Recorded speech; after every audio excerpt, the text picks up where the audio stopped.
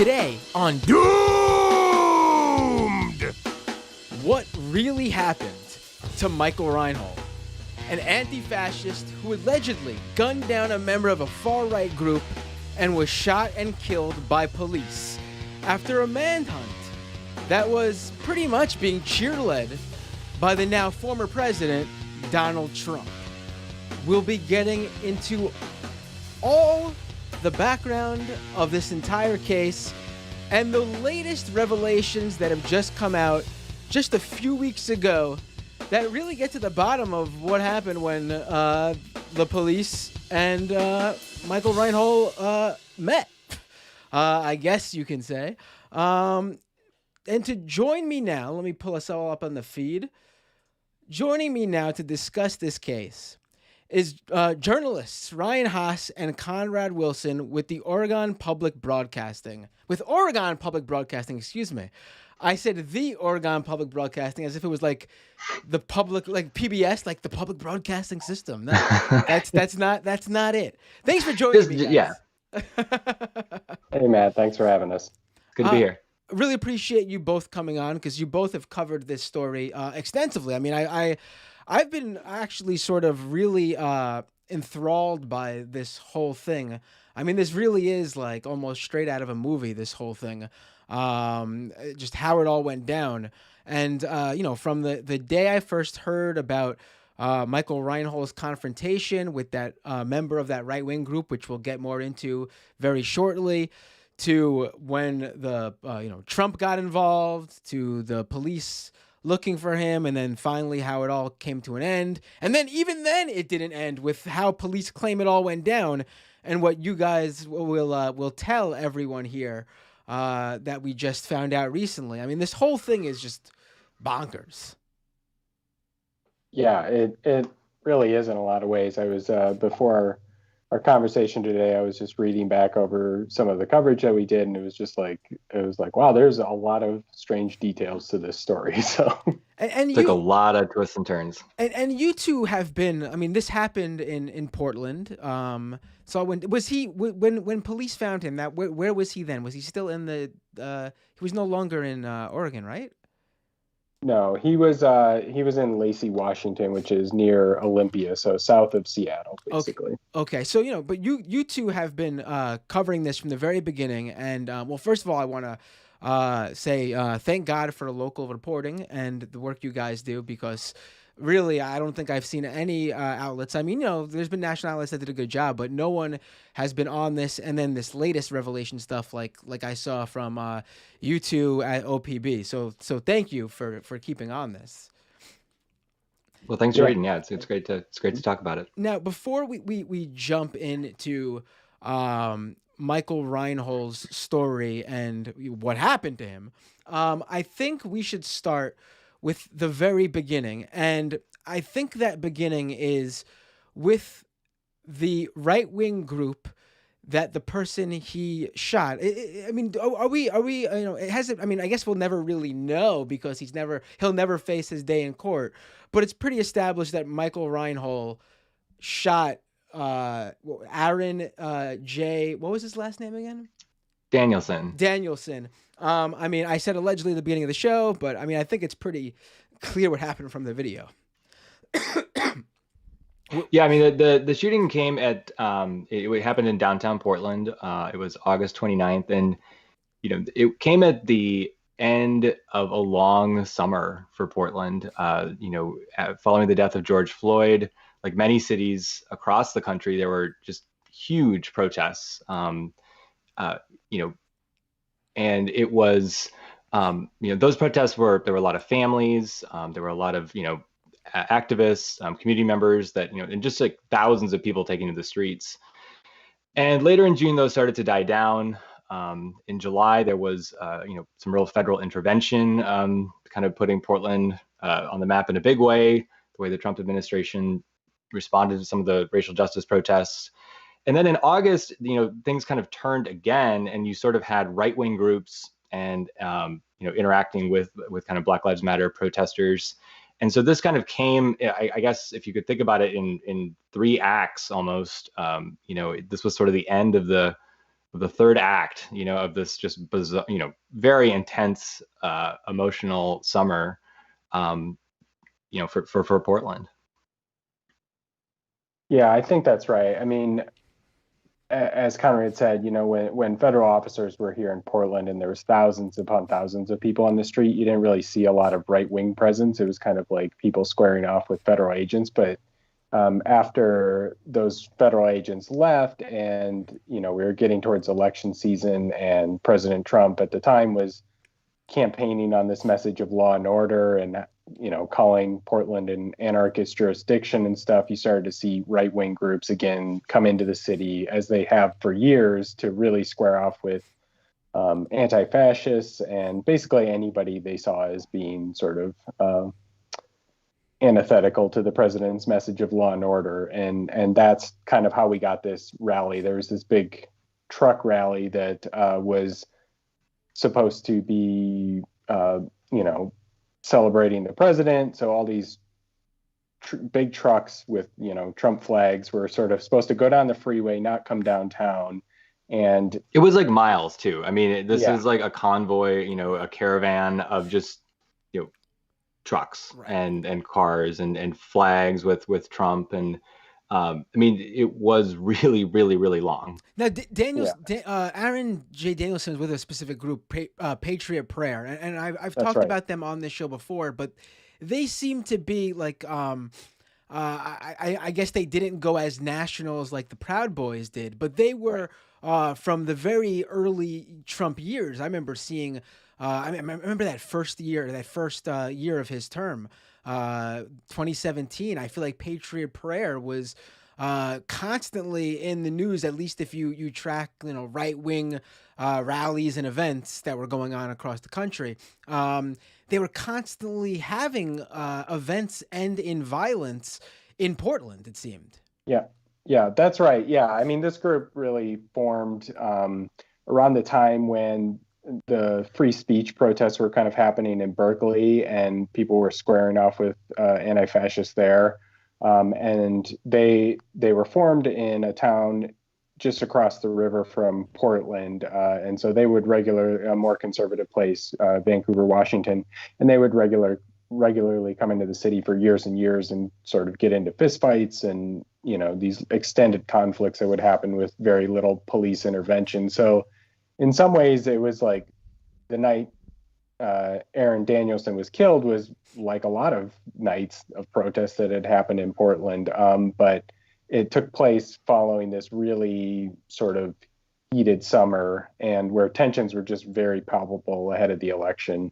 And Jay Danielson and the leader of that group of Patriot Prayer, Joey Gibson, they had been hanging out all day. They were drinking.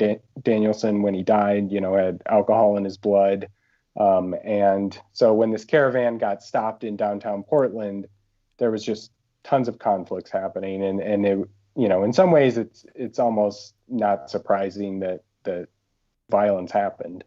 Right. Now, I remember when I remember watching that day go down. It was like August 29th, right, of last year. Right. And I remember seeing so many clips of it. I've seen truck rallies before. I've seen confrontations before, but I don't think I've ever seen something so brazen where it seemed like this group, this right-wing group, was it all Patriot Prayer, by the way, or was this like a culmination of a No, number? it was a political rally, really, for the president. I mean, it was people who wanted to, and there were a number of these, in different cities around the country, I believe, where you'd have these kind of big truck rallies, and it was really just like a campaign event. And this particular one, yeah, it came from kind of a suburb of Portland. There was a kind of a mall several miles away, and folks got on the highway, and it got routed into downtown Portland. And you had kind of these scenes that played out where there was tension between, supporters of the president, members of Patriot Prayer, and just other people. And there were it was not the most violence we've seen all summer, but there were clashes between folks in pickups and protesters calling names and well, some of the folks, some of the folks in the trucks had paintball guns, and then yeah. people in the Right, crowd were throwing that's what I was getting rocks at and, when I was when I said how it was something more brazen than I've usually seen. It seemed like they were just indiscriminately hitting people who were just in walking down the street, not even necessarily anti-fascist counter protesters. It just seemed like they were literally driving by and shooting people with paintball and paintballs and bear mace, and even that was a little bit like, if this is a rally for your guy, the president, you should. Well, why would you be, one thing to clash with counter protesters, another thing to just be shooting passerbys on the street with mace and paintballs. It was provocative for sure. Now that all happens, that all goes down, and somehow we end up with Gibson and Danielson walking down the street. Do we know where they were going? Were they going somewhere else? Or were they ending the night? Or well, it was actually, so I don't know where Gibson actually went. So this rally happens, and I think actually I do know, because I just talked to Gibson recently. His vehicle was in the front of this caravan, and Danielson and a guy named Chandler Pappas were in a different vehicle more towards the back, I believe. And Danielson actually lived in Portland, which is the crazy thing. So they were Danielson and Pappas were walking down the street, and surveillance video from that night shows them kind of come around a corner. Michael Reinoehl just happens to be walking down this street and sees them. It appears in the video anyway. It's kind of like car park surveillance video, so as best as you can make out, but it appears like Reinoehl sees them and ducks into a parking garage, and Danielson and Pappas cross the street, and then Reinoehl comes back out, and then you have this confrontation, which happens. And it's not entirely clear. Actually, Conrad, I believe you had seen in some of your reporting, you had seen a video of them at a protest before this, where there was the day before, there was a rally in just across the Columbia River in Washington State, in kind of a suburb outside of Portland called Camas, Washington. I think it was in Camas. And there was Jay Danielson was there, and so was Michael Reinoehl. It was a much smaller kind of a protest or rally, but it was kind of a flag wave, is what Patriot Prayer would call them. They wave the flag, and you'd see Trump flags, American flags, thin blue line flags, and Michael Reinoehl was there talking to people, and kind of it was it's a video, and actually the live stream is of I think it's Joey Gibson's like GoPro from the day. There was nothing that showed them actually interacting, but they were kind of in a pretty small place the day before this happened. Wow. And then, oh, go ahead, Matt. No, I also just discovered that for the past almost a year now, I've been saying Michael Reinoehl's name wrong. That's okay. That's the problem, I guess, with working this past year. When you don't interact with anybody and just read everything and you don't know how to pronounce anything. But do we know, or did they ever divulge if there was ever any interaction at all between it? I know you just said they were in a similar space, but we don't know if there ever was. Yeah, we don't know. I talked to Chandler Pappas, and he didn't know. The night after the caravan went through, the Trump caravan went through and had ended in downtown Portland the night of the shooting. As Ryan had said, Jay and Chandler and had been drinking, and they were going to go check out the Justice Center, and then the federal courthouse is where a lot of the protests had gone on all summer long, and they were just a couple blocks away. And in talking to Chandler, they were basically headed over that way to just kind of see what was going on. It was still pretty early evening, and and that's when you see this surveillance video, and it's just this. It really looks like a chance encounter. Chandler and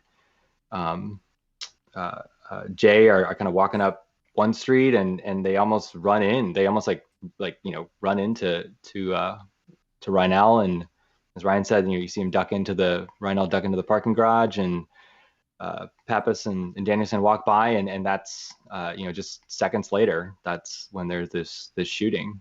Right. Now, Yeah. now you had sent me a video, and I think I saw this, but I think most people have not seen this video. The one that was in that ProPublica piece that you worked on, Conrad. I'm gonna put it up. You won't be able to see it, but I'm just gonna, while we talk, I just want people to sort of be able to see. Now, it seems like that Reinoehl realizes who's walking behind him.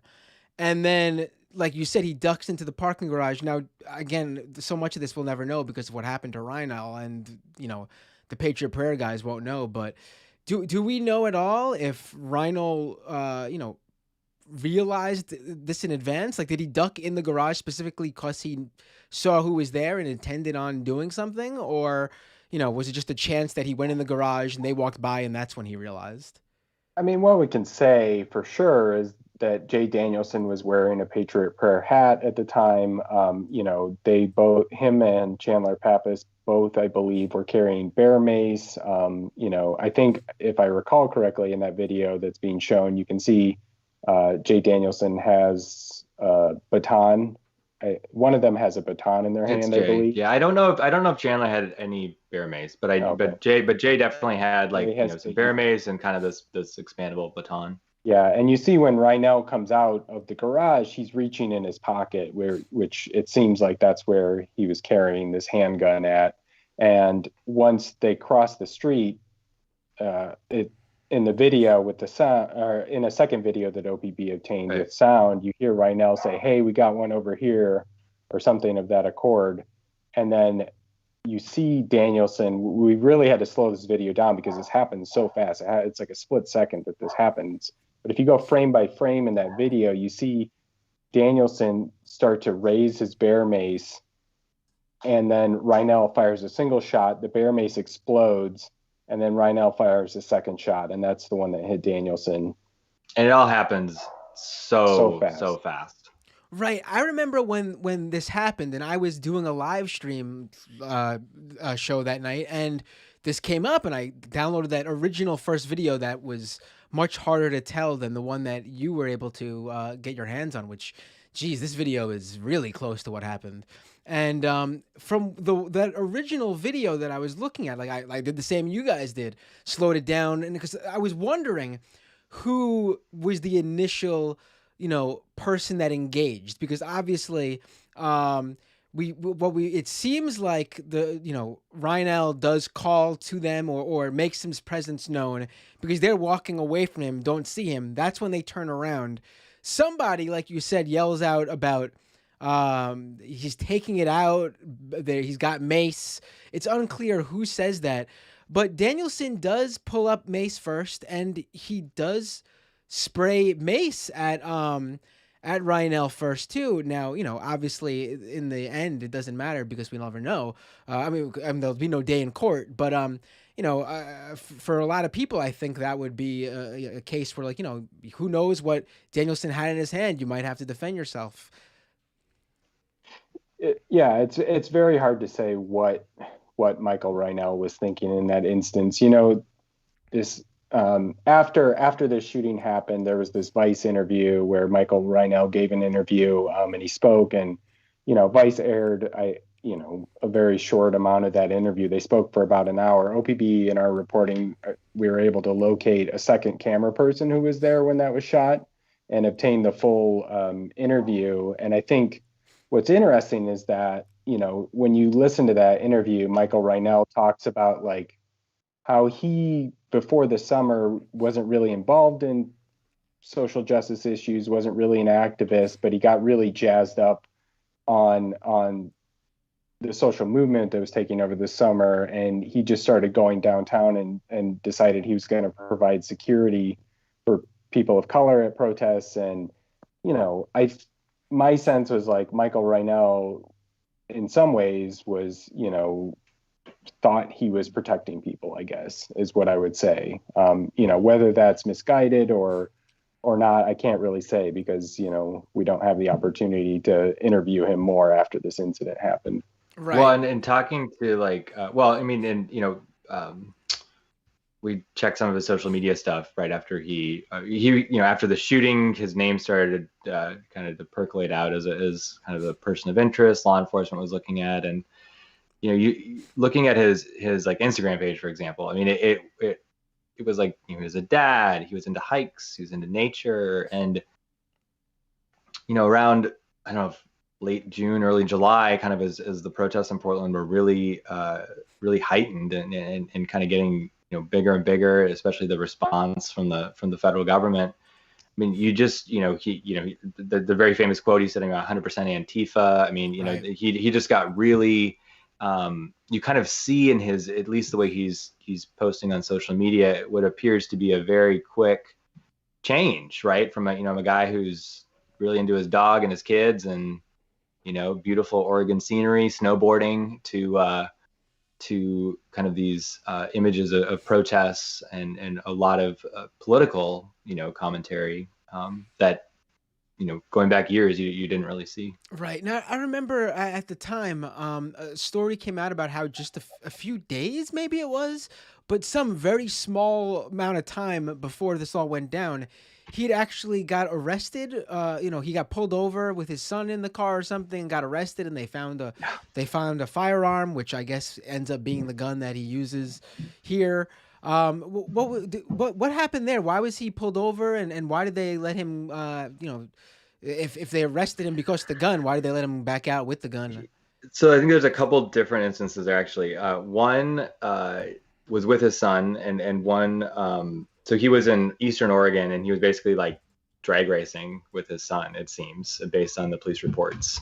So he was just like going, I think over 100 miles an hour. They're going really fast, kind of in this really remote part of Oregon. And they got pulled over, and his son was in one car, and his teenage son was in one car, and his daughter, who's like middle school age, was in Reinoehl's car with a dog. I think there was a cat. They found cannabis, and I honestly do not remember if they found a weapon or not. I mean, you feel free to. They did not in that one. Did they not? I don't remember in that one. I don't remember. The second arrest was but in the second arrest for sure. Like he's at this is in July. This is and he was arrested during a confrontation with police, basically. I mean, he kind of like, I think he was arrested for assaulting an officer. I believe that was the charge. But he was booked. He was arrested. There's documentation, and he was released. Right. And I'm not sure it was the same gun because Conrad, and correct me if I'm wrong, didn't he obtain the gun that was used in the killing after that arrest? Yeah, I think he did. And there's some stuff in the court documents that were used to justify the murder charge that Reinoehl was charged with murder by the Multnomah County District Attorney's Office. And there's some text exchange in there between Reinoehl and his son, and basically Reinoehl's asking his son for a gun. He's saying, I need a gun. I need it now.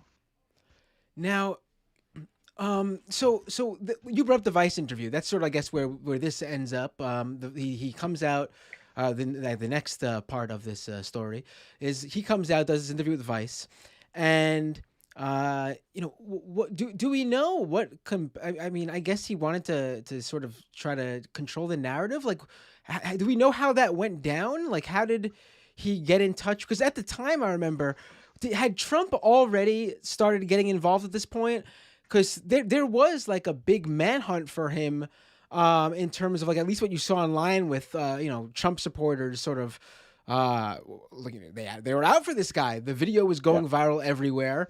Well, and there was a lot of court documents too. I mean, that in court documents that were released months later, it was clear police were getting tips really early that they suspected that this was Reinoehl, or faces, and I mean, it was coming together far faster than I, realized even at the time. I mean, if I remember correctly, his name and face were I saw those starting to percolate on 4chan like almost instantly, and then it quickly moved from there to Twitter, and then it was, I feel like I saw on Twitter like people saying his name, like why don't they arrest this guy, blah blah blah. I mean, definitely within 24 hours of this happening. Right. Right. And a lot of those tips have gone to law enforcement saying, oh, we're getting a bunch of names, people are identifying them on social media sites. And so, he after the shooting, he fled. We interviewed his son, and his son said that he had, people helping him, basically trying to move around, and he had no intention of turning himself in, according to his son. He was just trying to kind of lay low and move from, houses to hotel rooms and that kind of thing. And that's how he ended up. Did he ever tell his son, or maybe the better question is, did his son ever say that anything that he told him in terms of his recollection of what went down with Danielson, or he didn't really talk about that? His son didn't say a whole lot about it. Racking my brain. He did know that something had happened. He also felt like his dad was in danger, that, right-wing groups were basically trying to come after him. The night of the shooting, actually, Reinoehl's son said that he was home with his sister, and they heard some trucks drive by, and they actually heard gunfire, and a couple of the bullets, according to his son, hit the house. When we were there talking to him, we kind of looked at the siding, and you can see, some spots that looked like they would have been hit by gunfire. Well, you're talking about like his house, like the one he wasn't in, like the place he lived and was no longer at. Yeah. Right. Wow. But his kids were there. Right. Yeah. Wow. Geez. And he had young children too, right?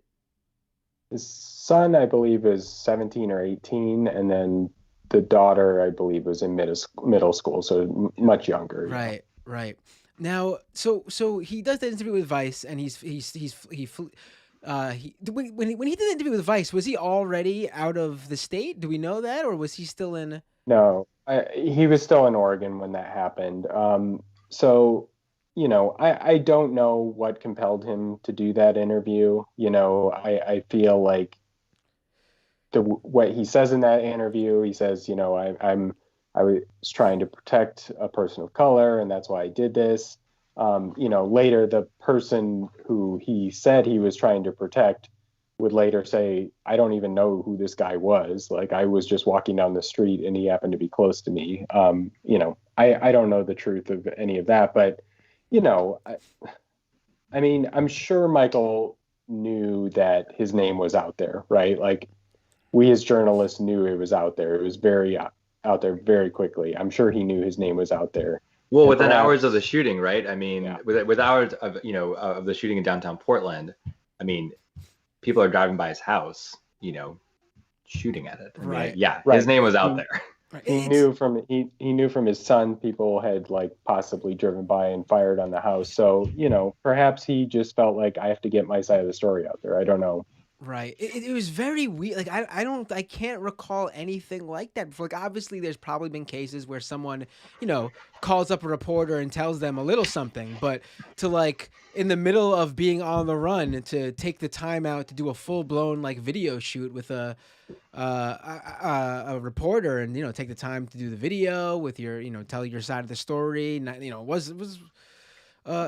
was just really bizarre, I thought. It does feel like it was an opportunity for him to control the narrative, and I think it sort of might have not, gone the other way in terms of it just made the right more angry to find him, I guess. Yeah.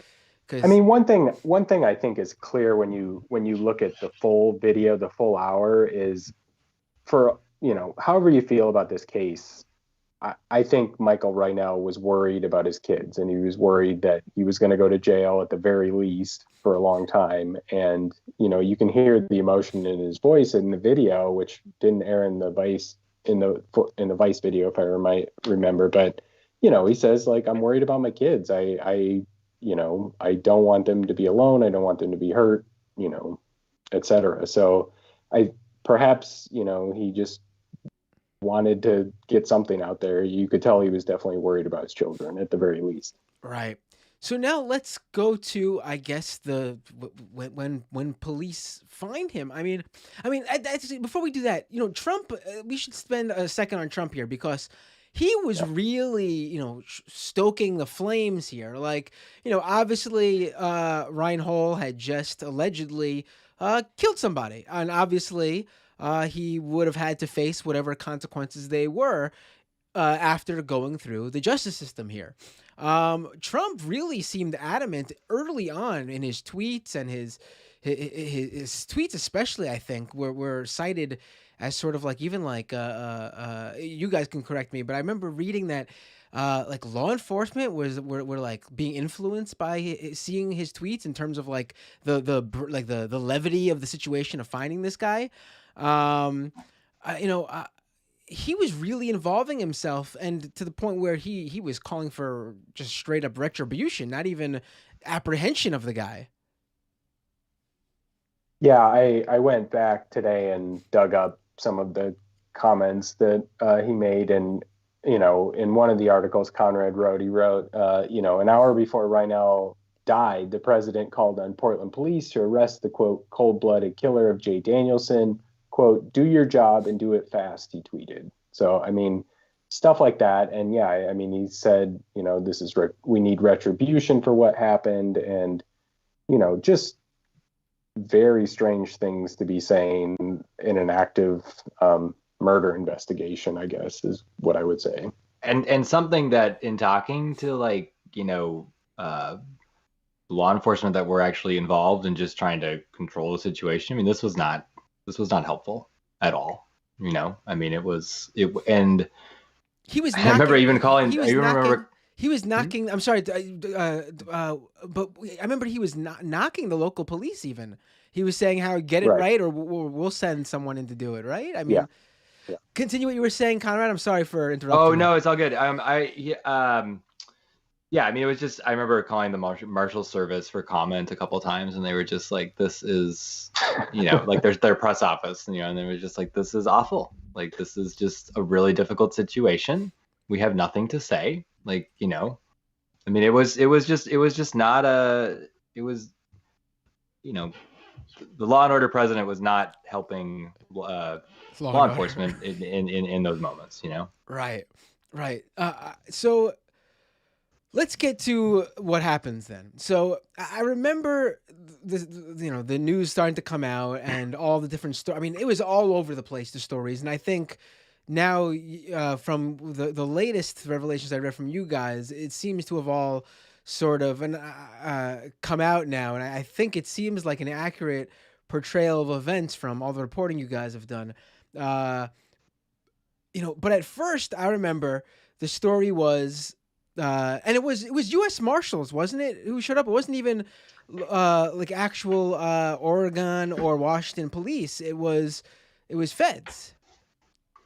Yeah, there was a and don't forget, like, this is the interview. This is how I remember getting an email that the Vice put out like a press release, that they had this interview, and they released like a couple of seconds, and it's something like Reinoehl saying, the shot was like the start of a civil war, or, it was something very, like, one of the more kind of provocative things he said during this interview. And like, wow, this interview is going to air tonight. And, there was so much, at least, work from here. There was a lot of attention on what is he going to say? What is this interview going to reveal? And it's kind of like all happening at the same time. And then, suddenly the New York Times breaks the story that Reinoehl was killed. And I mean, so it was within the sequence of a very, like, like the attention surrounding this was heightened, I think, because of the Vice interview. And then, he's shot and killed. I forget exactly what your question was, but it just... Yes, if it was U.S. Marshals, and it was actually a U.S. Marshals task force, which is like, if fugitive task force, which involves local police who are deputized and sort of like led by a U.S. Marshal. So there was, some county sheriff's deputies on this. There was a guy from a small town police department there. There was a corrections officer on this task force. So it was definitely a strange like amalgamation of law enforcement officers who were involved in this operation. Right. Yeah, I mean, marshals do task forces a lot. These are like violent offender task forces. These would be like people that arrest fugitives, or people that would escape from a jail or prison. People that don't show up to court and to get a warrant issued for their arrest. And that was those are some of the types of things that like task forces like these do. Now, let me ask you this, because I was on the Majority Report with Sam Cedar earlier today, and I promoted that I was having you guys on, and this was the episode we were doing. And Sam had asked me to ask you guys. Now, I hadn't heard this. I don't know if he's confusing this with another case, but he had heard a rumor that Michael Reinoehl possibly had a known or had a relationship with someone involved in the law enforcement, or was that something that you guys came across, or was he completely That's news. All right, That's then news to me. Yeah, I hadn't heard that. Yeah, he must have been thinking of something else, because I didn't recall ever hearing that. But okay. He wanted to know, and I had to ask. Hey. Now,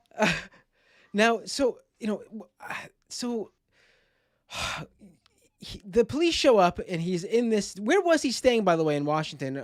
Was it was it a friend's house or something like that? So no, it was one of these. Oh, go ahead, Ryan. You got it. No, go ahead. Go ahead. Oh, no, I mean, according to his son, he didn't know the guy.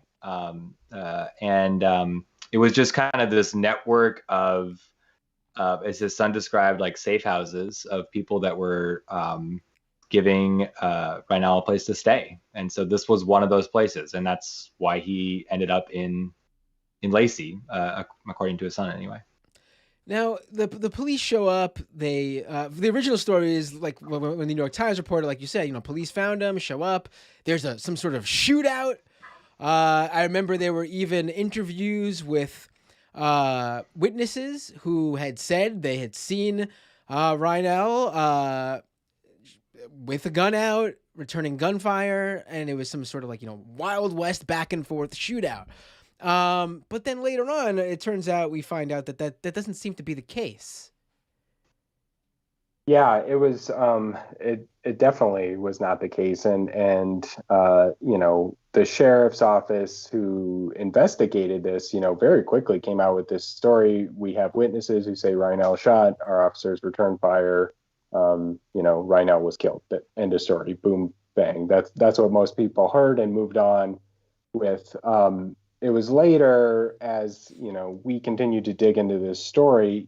Conrad went up there to Lacey, Washington, and talked to dozens of people who lived in the neighborhood, and they all seemed to tell the story of like, we didn't hear police commands. We saw unmarked vehicles pull up and people start shooting, and they were like, I don't know what happened, but it didn't seem like police. I thought it was just a shooting that was going on at first.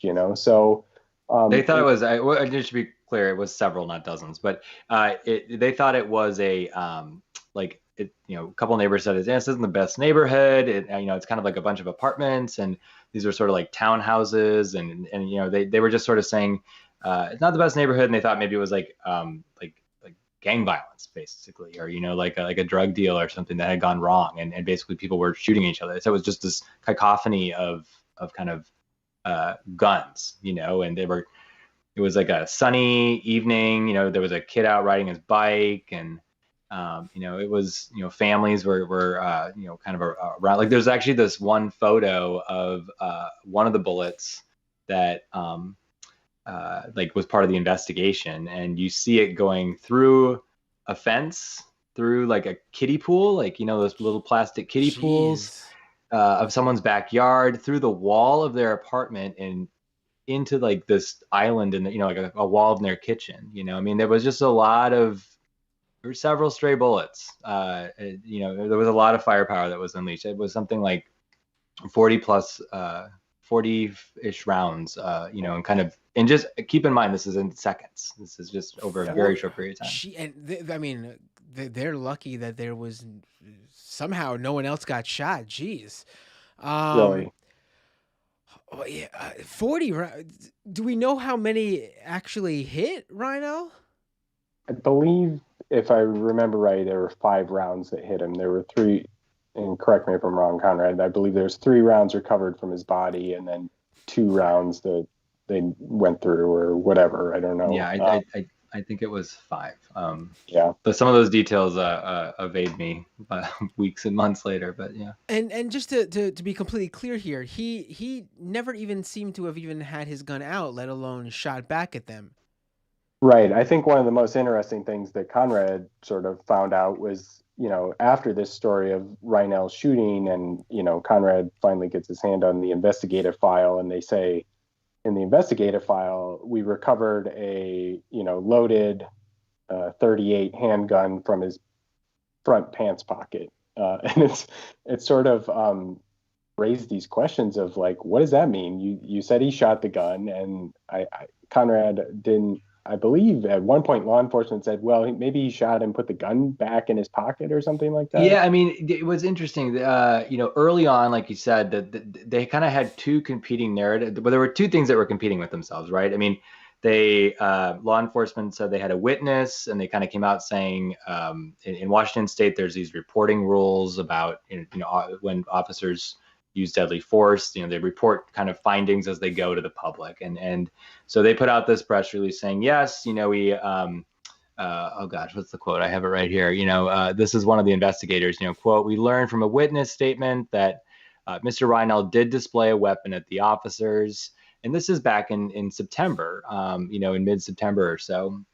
And so at the same time in our reporting, we found out that they had recovered the gun inside Reinoehl's pocket. And so, with the shooting so early on, there were questions, in some of our earlier reporting, how do you say he shot and at the same time recover a handgun in his pocket when after he had died, with an event that had gone down really quickly. And even in the days before the full investigative file came out, Thurston County investigators came out saying, I posed a question to one of the investigators. They had announced they had completed their investigation, and they said something like, I said, well, the way you're describing it, like, did he fire a shot and then put it back in his pocket? And, I mean, that doesn't make sense. And they said, well, it all happened really fast. I mean, we don't, and there's no body camera footage, there's no surveillance video footage. And so there really isn't it's sort of very, your perspective is as good as anybody else's if you were there, and as the the reporting has continued, it just seems, I don't know, it just seems really hard to see how he could have shot. Law enforcement says there's a chance, and they say that because they recovered a shell casing in the back seat of Reinoehl's car. And there's no way to know if that was a shell casing from that event or a shell casing from whenever, months earlier. I mean, who knows, right? Was he in his car? Because I had seen all sorts of, I even saw one report, I don't know if this is true, that he was like getting into his car, eating like gummy worms or something like that. I've seen all sorts of, do we know where he was in relation when the police come barreling down in their cars? Yeah, there was definitely bad information that was put out early on. So someone who told Reinoehl police was staying with, who he was staying, basically the person he was staying with, told police at one point, oh, he was eating gummy worms, and then these guys came up and shot him. Maybe I don't know if he was eating gummy worms or not, but he was in his car when police arrived, and gunfire starts. He gets out of his car, crawls basically, or starts moving towards the back of the car, there was a truck parked behind his car, I believe. Right. And then that is where he dies. So he was in his car while shooting starts. He gets out, starts moving, and then he's finally killed in the street there. And it's worth noting, like, there's no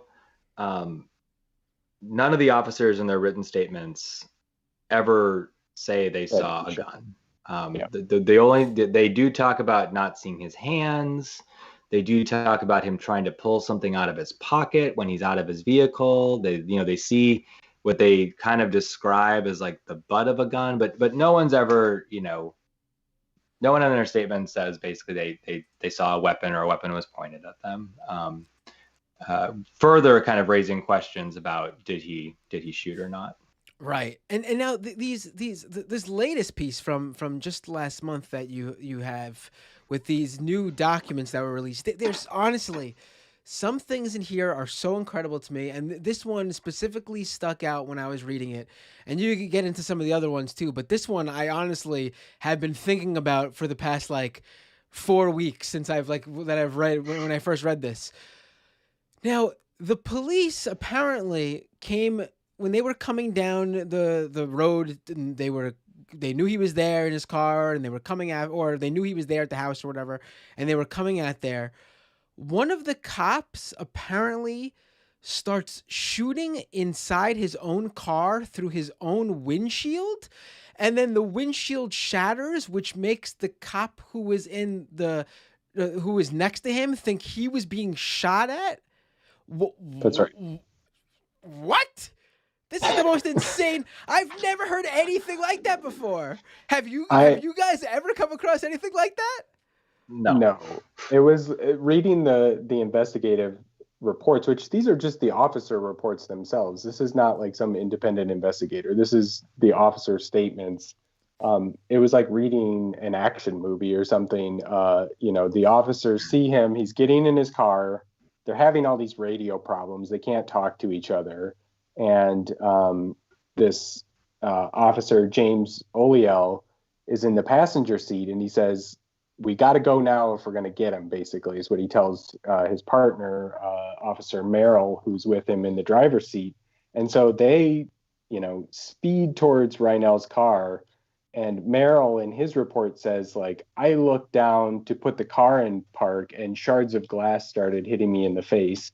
Oleell had, he kind of had his door ajar as they're coming up, and he starts shooting through the windshield. The front windshield. The front windshield of the car at Reinoehl several times, which is just, it's bizarre. I mean, I don't know what. Yeah, I mean, you in reading it too, right, Ryan? Like, I mean, you definitely get this sense, like, so, one of the officers says an FBI agent has definitely told us they're trying to figure out if Reinoehl's actually in the apartment, right? And one of them says we got some intelligence from an FBI agent who says he's definitely in the apartment.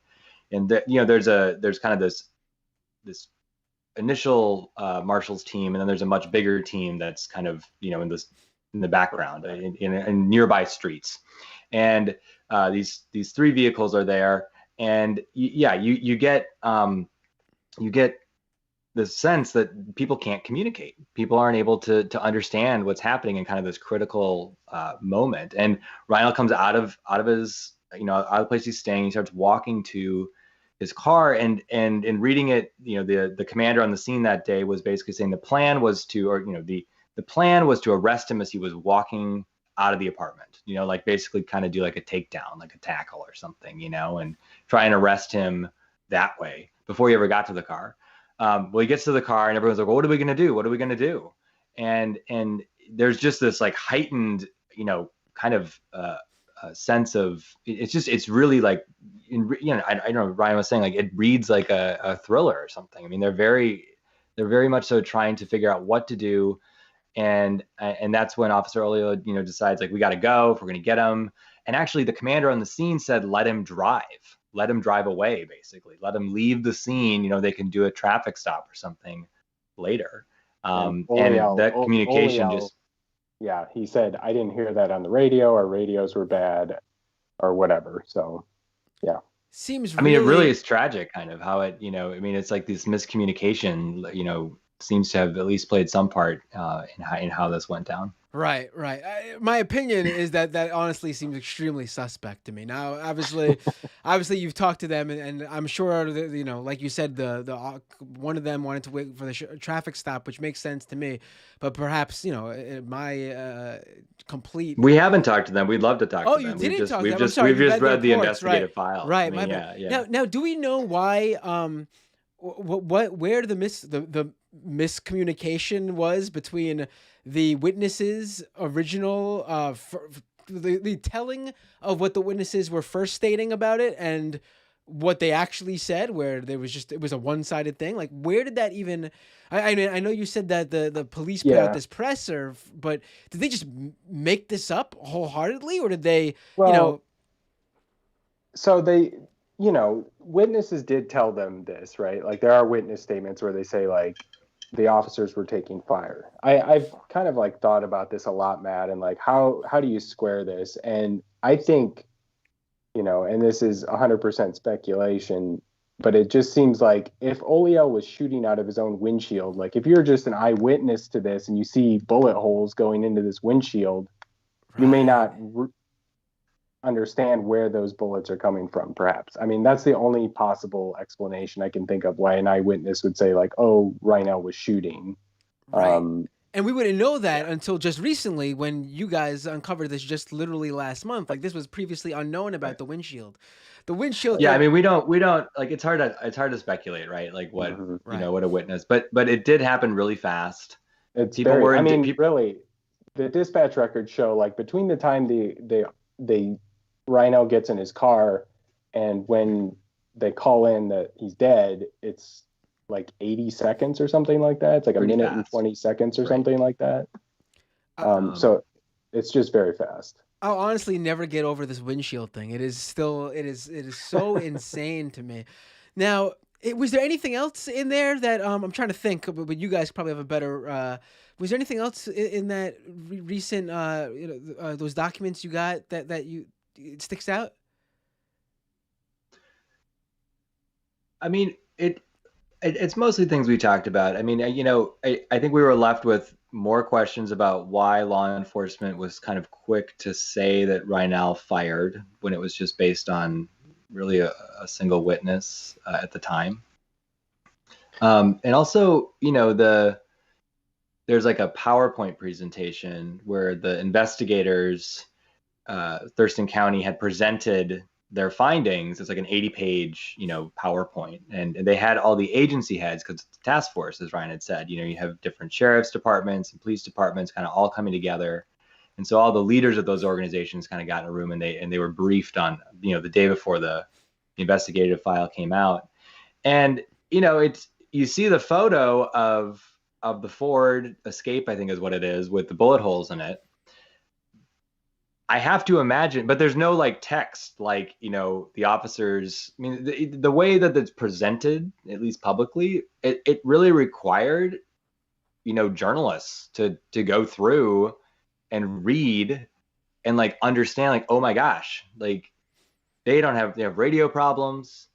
This guy's shooting through his front windshield, as you said. Like, these were not findings that were just laid out there for, by law enforcement for the public. And I think that, that troubled me for sure. Mm-hmm. It was sort of, you had to go through the documents and read everything, and then you could ask a question of, if the, and it just really, it struck me as, I don't know, not the most upfront way to release something like this. Right.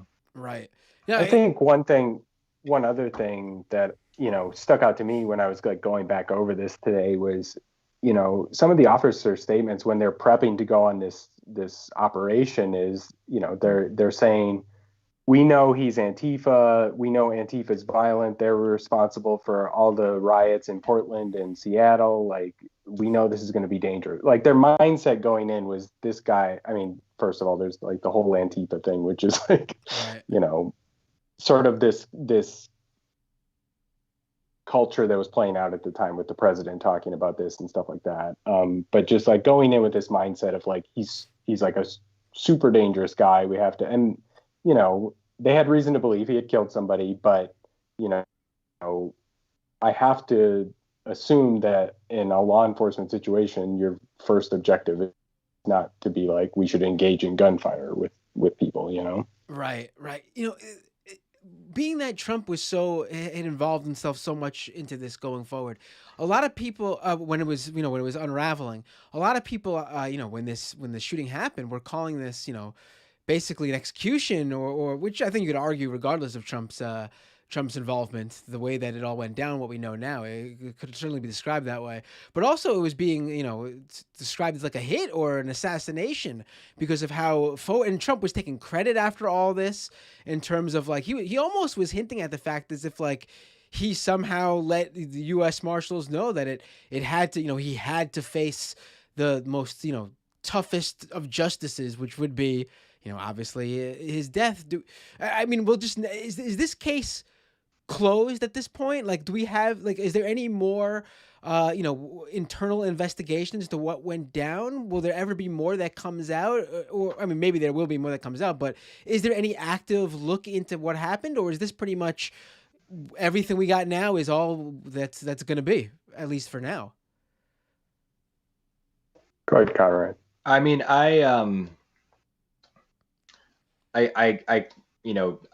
the words execution, as you said, like those are, I think that's, I wouldn't go that far. I mean, I feel like the facts sort of speak for what the facts say based on the investigative file.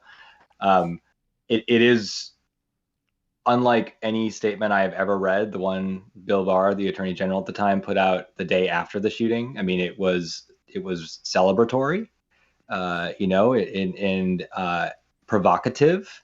I heard from people who work in the Justice Department that were very troubled by the way it wasn't like conciliatory at all. It was really a provocative thing to say. And yes, as you pointed out afterwards, I mean, Trump brought this up I remember a couple of days after, Trump was in North Carolina talking about it. I mean, he became part of like a re-election stump speech for a while. Yep. And I mean, this is it's a person's life. I mean, and I there, regardless of what someone's done, there is humanity there, right? I mean, and I've never, that was the most wild thing. And if anything, it really breathed into it, I think, an element of questioning, about like what really did happen. I think it, and if this investigative file is the facts, right, and there isn't anything more, I mean, it certainly makes it almost a tougher job for these officers to kind of not have some scrutiny around the way they handled the situation, because of the president's remarks and because of what the leaders in the Attorney General at the time was saying. Right. Ryan Haas and Conrad Wilson of Oregon Public Broadcasting, thank you so much for joining me tonight. This was, the reporting on this has been incredible, but just laying this all out in, pretty much so everyone has a full understanding of what went on. Because like you said earlier, I forget if it was you, Ryan, or Conrad, but one of you said earlier how, a lot of this came out right away and people, sort of read what came out and that was that. They felt case closed. They heard, both people involved in the confrontation were killed and that's that. They missed everything that happened after, which includes everything you just told us right now. And of course, the most bizarre thing, this windshield shooting, I can't get over. Yeah. So, I think, putting this all together, I think really will help people. I don't know if they'll understand it, but at least be able to know exactly what went down. Because there isn't no way to understand this whole thing from Danielson's death to Reinoehl's death. It all seems like it was all for such stupid reasons altogether, like just unnecessary deaths on both ends there. Well, Matt, you had asked like, what are the, I know you're wrapping up here, but like you had asked what are the next steps? I mean, the case, the prosecuting attorney in the county has the case, and they're kind of reviewing it for any potential criminal charges. I mean, that's a process they're still looking. I assumed that, when being no, it's still an open case from that regard.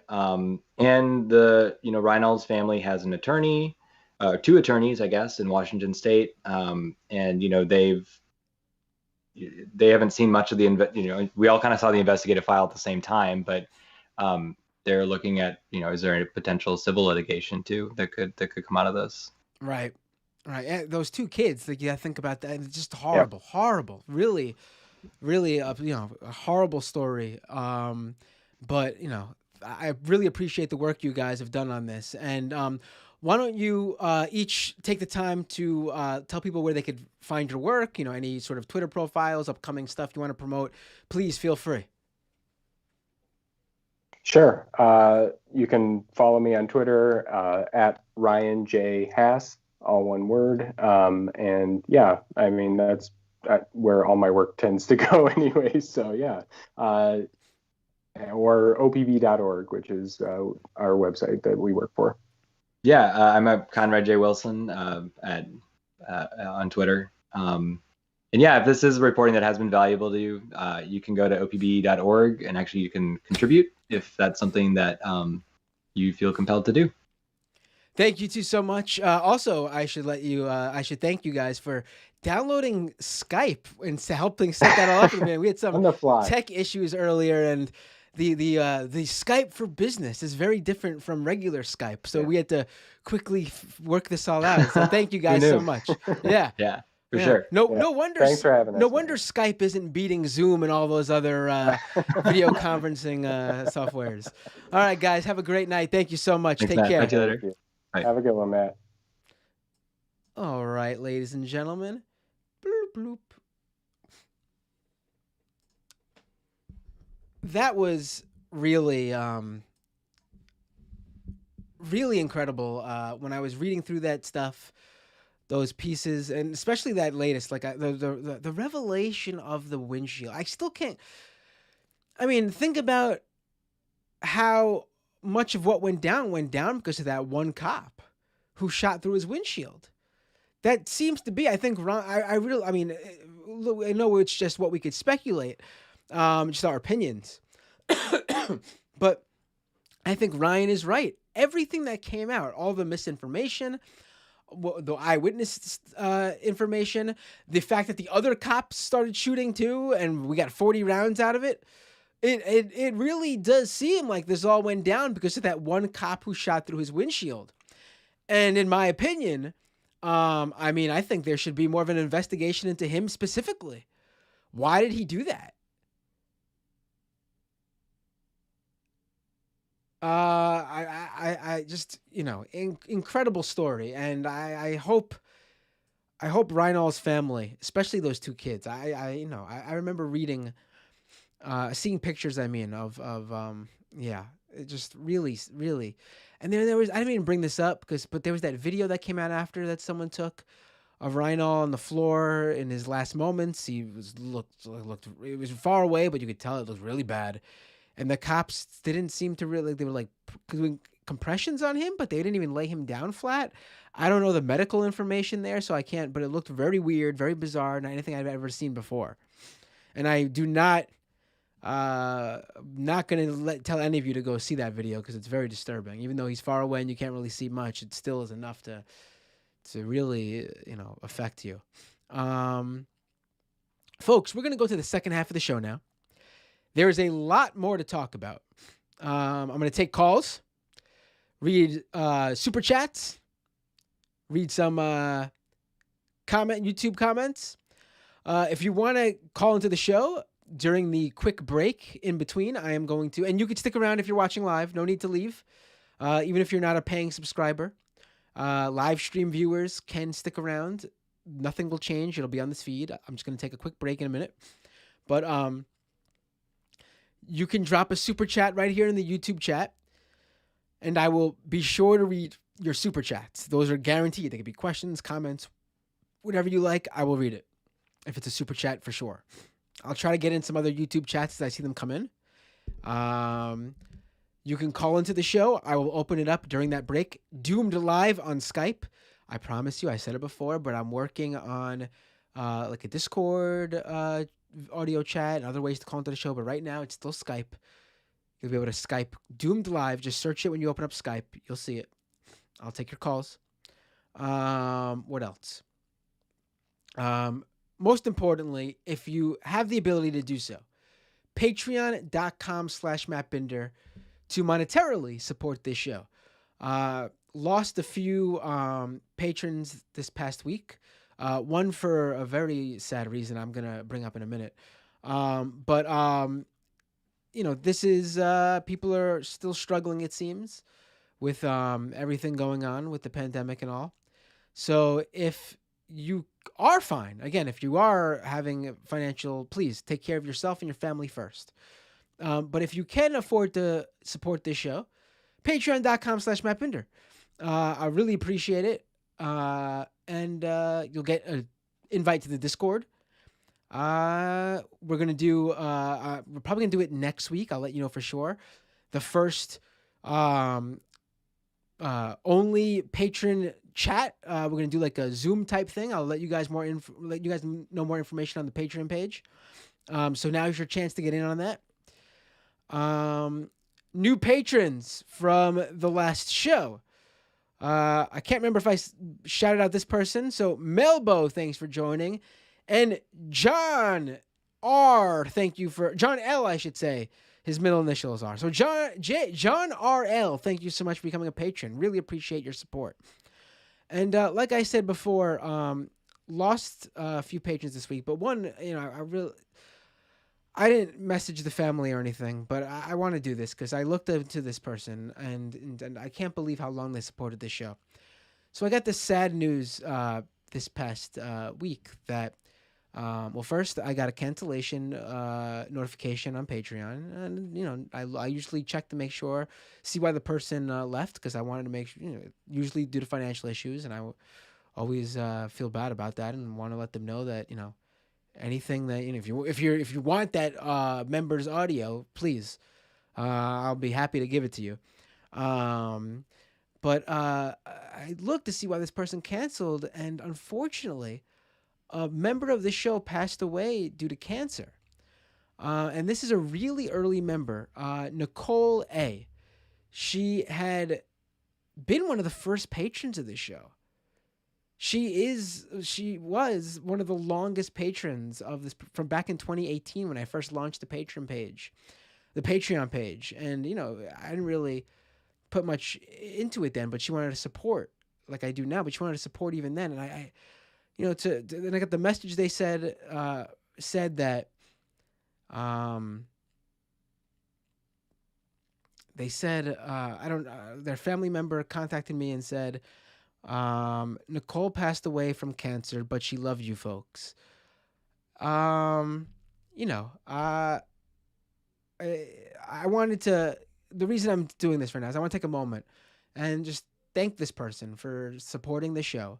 By the sound of it, loved you folks.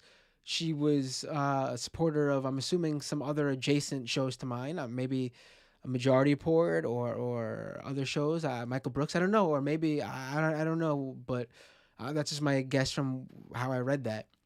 I feel like when this person obviously progressive values, good person. I just wanted to shout her out, that's all, and say, rest in peace. MW says, wait a sec, was she a mod? No, I don't think she was a mod. Was she an MR mod? I don't know. But yeah, anyone who's been, a patron, or not even patron, just a listener of anything I do. And back in the Majority Report, I remember there was some, over the years at the Majority, I've been doing this for a decade now since I joined the Majority Report. And over the years, there have been a few people that have passed away, and very sad. And Sam usually made a mention of them to thank them for the support. And this is the first time this has happened to me directly in terms of someone supporting this show. And, it actually, I did, take a moment and I felt sad. I honestly don't care about the money. It's really not, just in case anyone's, one person, I saw one person complain about me promoting the Patreon page too much. And I was like, I probably promote it less than anyone, who has a Patreon. I barely ever say anything other than the end of the show. I barely ever mention it. Look at my Twitter. I never promoted it all. But like, so I just I don't know what that person was thinking, but life is too short. Everyone take care of yourself. What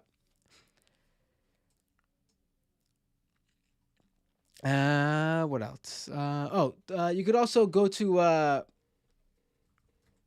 ratethispodcast.com/doomed to leave what am I talking about? I'm a little bit off now. Ratethispodcast.com/doomed. Go there and you'll get links to everywhere you can leave a podcast review.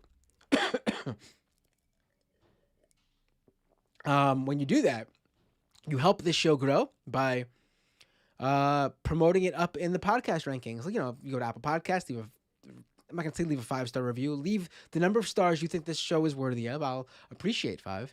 And leave a written review too if you can. Written reviews are big help too. It lets people see that there are actual people behind those reviews. So if you do that, that'd be great. Just got a notification. I always try to do this. If you join during the show, I try to thank you out. Thank you. Darian joined the Patreon. Tim D just edited their pledge up. Thank you, Tim. And a new patron, Amanda B. Thank you so much for supporting the show. Really appreciate it.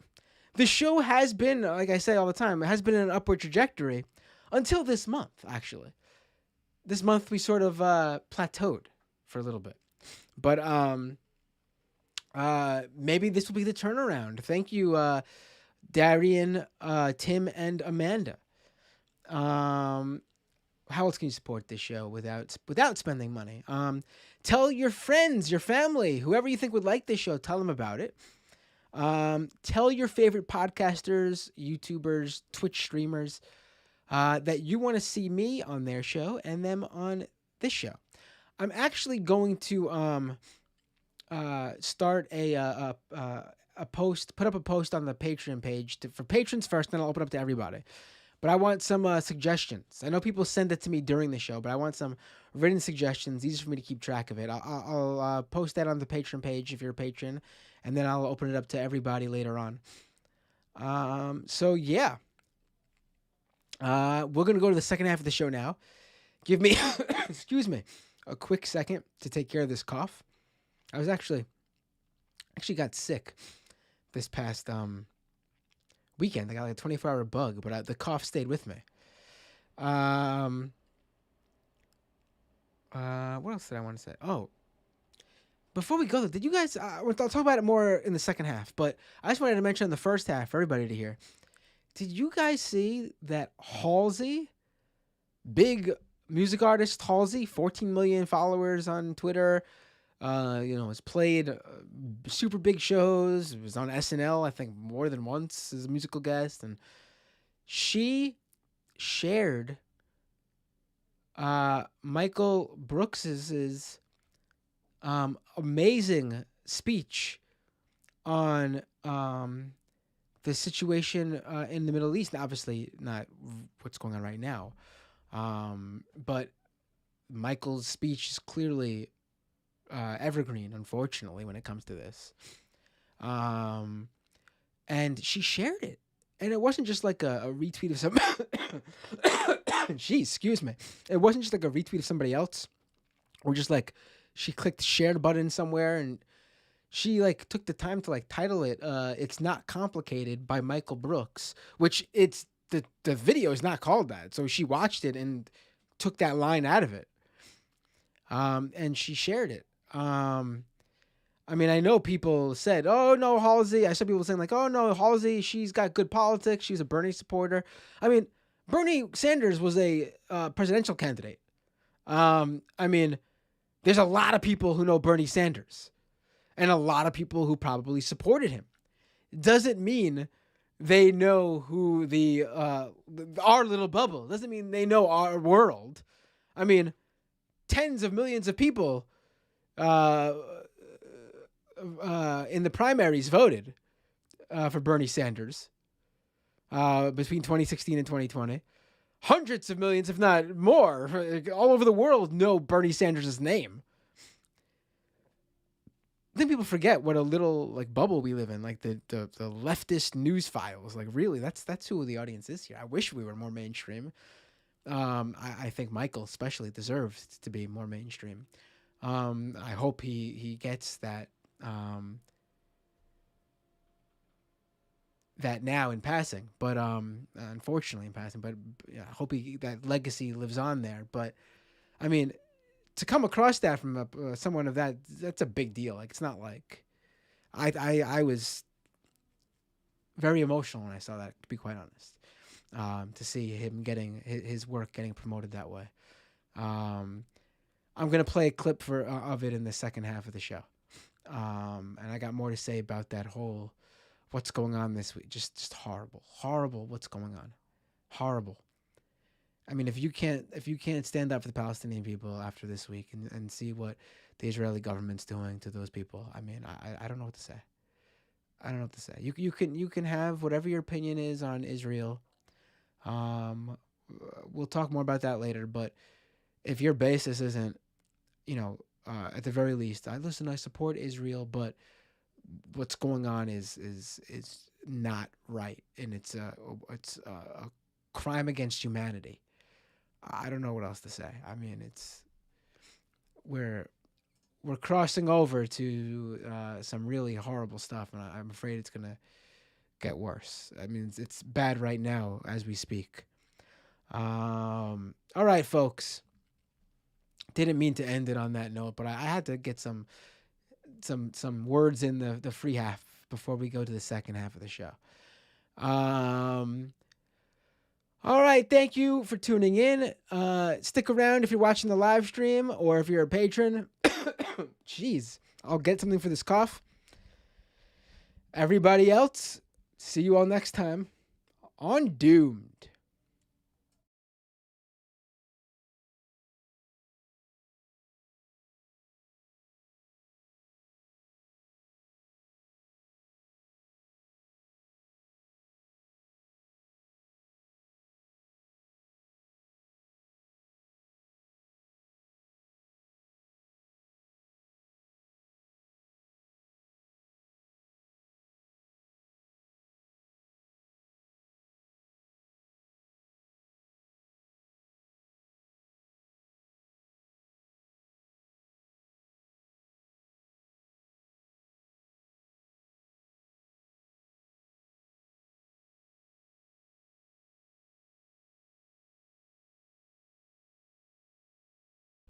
All right, we're back. And I lied about getting something for this cough because I just realized I don't have anything.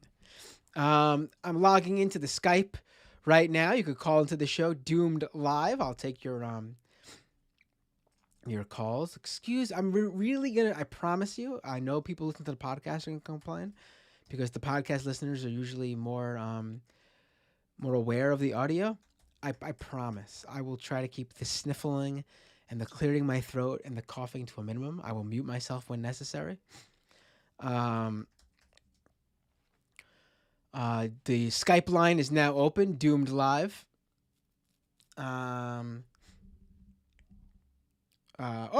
Rachel K just subscribed to the Patreon page. Rachel K, and don't worry, Rachel. As always, I will shout you out again next episode if you worry about missing the shout out on the free show. But you will get double shout outs if you get in now. We got a call. Right off the bat, we got a call. What's your name? Where are you calling from? Oh, wait. I'm sorry. I forgot I put the wrong thing up. 1 second. Now, tell everybody who this is. Hey, Matt, it's Tony from Funky Town, Texas. I'm sorry for doing that to you, Tony, because you should have heard Tony's intro here. It was came right on with this big like confident opening, and I forgot to turn the volume up for everybody. And then when I asked you to redo it, it wasn't as triumphant, I guess we can say. Sorry about that. No worries, no worries. So, right off the bat, thanks again for another awesome guest selection. Terrific interview. Really enjoyed that. I really appreciated the reporting those guys did. So, um, thank you for that. And then, random question, because I know Kowalski is watching. What is your secret for getting answers on the majority report? Because I've been calling in for months and I never get through. Oh, well, here's what you gotta do. You gotta literally just DM me before you call in, and I with your area code, and I will take your call right away. Dope, done. That's literally all you got to do. And you know what? Don't tell Sam Cedar this because I don't want him thinking I'm promoting the show by doing this. But if you're a doomed listener, and you let me know that, I will make sure to take your call above any just majority report listener. I'll tell you. Oh, So there you go. Oh, dope. Yeah, well, I'll make sure to call in next Thursday then before I start my work shift. I feel bad now that you let me know you tried to call in, and I know the wait time for majority report callers it could be like hours. So Yeah, I mean it's a popular show to call into, so usually like if it's a day that I'm going to try to call in, like I start calling in as soon as like the Fun Half song starts playing. right. I mean, I can tell you from because I have access to the back end on Thursdays when I'm on. I can tell you that the list of for people who don't know, it's not like you're competing with just like the same 3 or 4 people and you're just waiting on the list is literally because I see it's like a web app that opens up and it lists all the numbers. And I'm talking like you gotta just keep scrolling and it's number after number after number. And I see how long people wait too. It shows the number and how long people are waiting. Sometimes I take people who are waiting long, and sometimes if it's someone who regularly gets in right away, I try to take someone whose number I don't recognize, even if they maybe waited a little bit, less of a time. But Mhm. like, it's hard to call into that show. Yeah. I hear you. But that's all right because I enjoy calling into this show quite a lot. So No phone waiting on the line there. Although sometimes there was, I think it was last week or the week before. It was weird because people kept calling in, and I don't have that same app that Majority Port has. Yeah. So I basically just take a Skype call and then have to hang up on everybody else, and then I message them on Skype, "Hey, call in right after this call, and I'll take you." So I basically have to do that every time. Like for Yeah. example, Renee is calling me right now, and I have to hang up on him.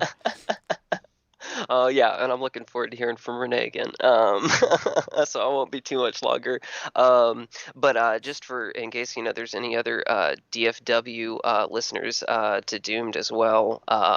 Runoffs are going on right now with our local elections, so get out there and get your voting done. Early voting starts on the 24th, and runoff election day is June 5th. So we got a chance of making some history here in Fort Worth, which is the largest politically red city in the U.S., but is also 62% black and brown communities. So we need to make some serious changes in our local governance so that it actually reflects the people living in this city. What is the I mean, I could pretty much guess, but maybe there's something specific about your city.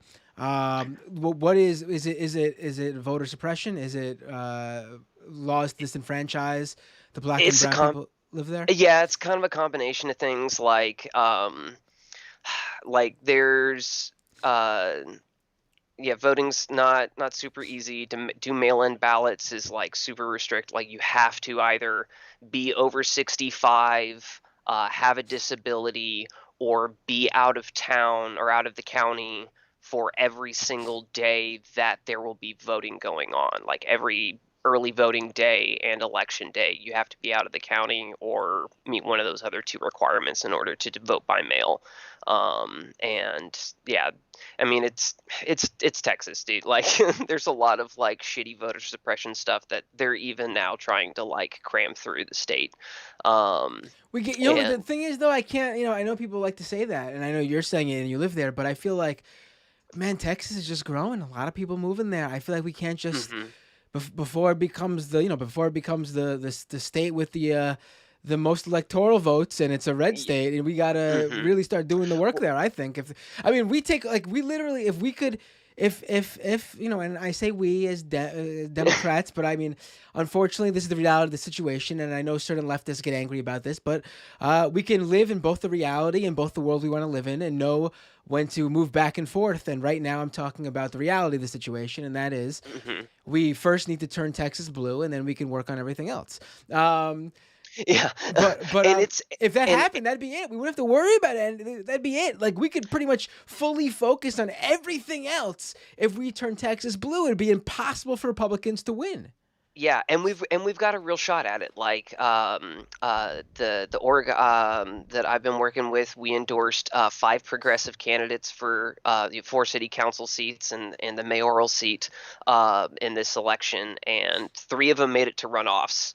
And like runoffs, like just haven't really happened around here. And one of the districts, like there hasn't been a runoff in that district in 16 years.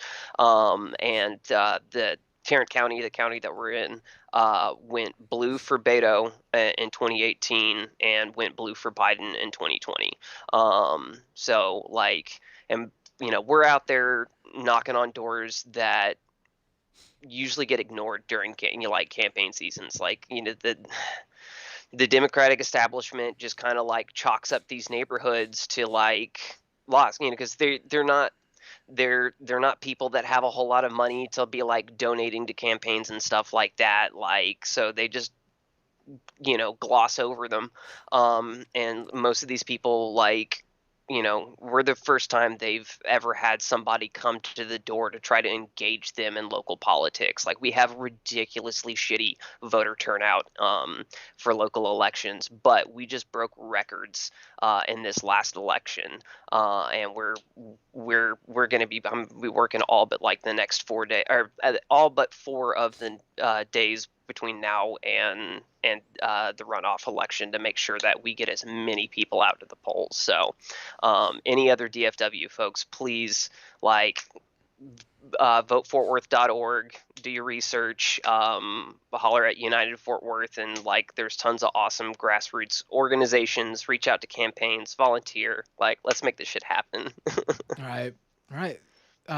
Thanks for the call. Really Hey, appreciate it. thanks Always for love the platform. always love when you call in. Appreciate you, Matt. Take Bye. care. All right. Let's go. We had some missed calls. Let me let them know they could call back in.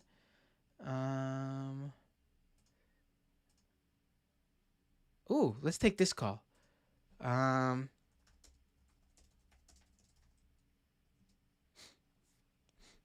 I think Renee set this one up.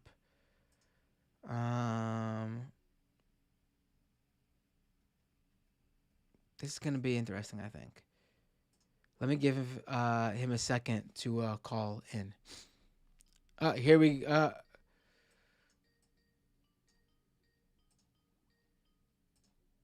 go. Hi, you're on the air. Hello.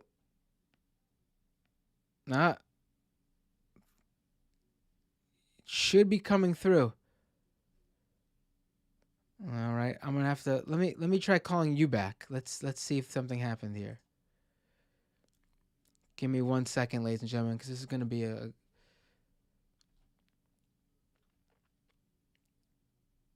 Maybe we can't do it right now. If anything, we'll have to set something up. But Renee got someone to call in from Colombia to expand more about what we were talking about last week.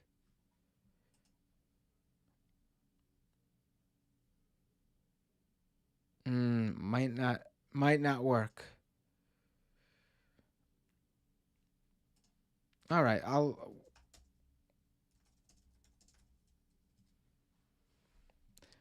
All right, let's take a super chat question or two, or a comment or two. Samantha Sider with a super chat. Thanks for covering this. So many lies about Reinoehl. Yes. There was a lot out there, like we talked about, right?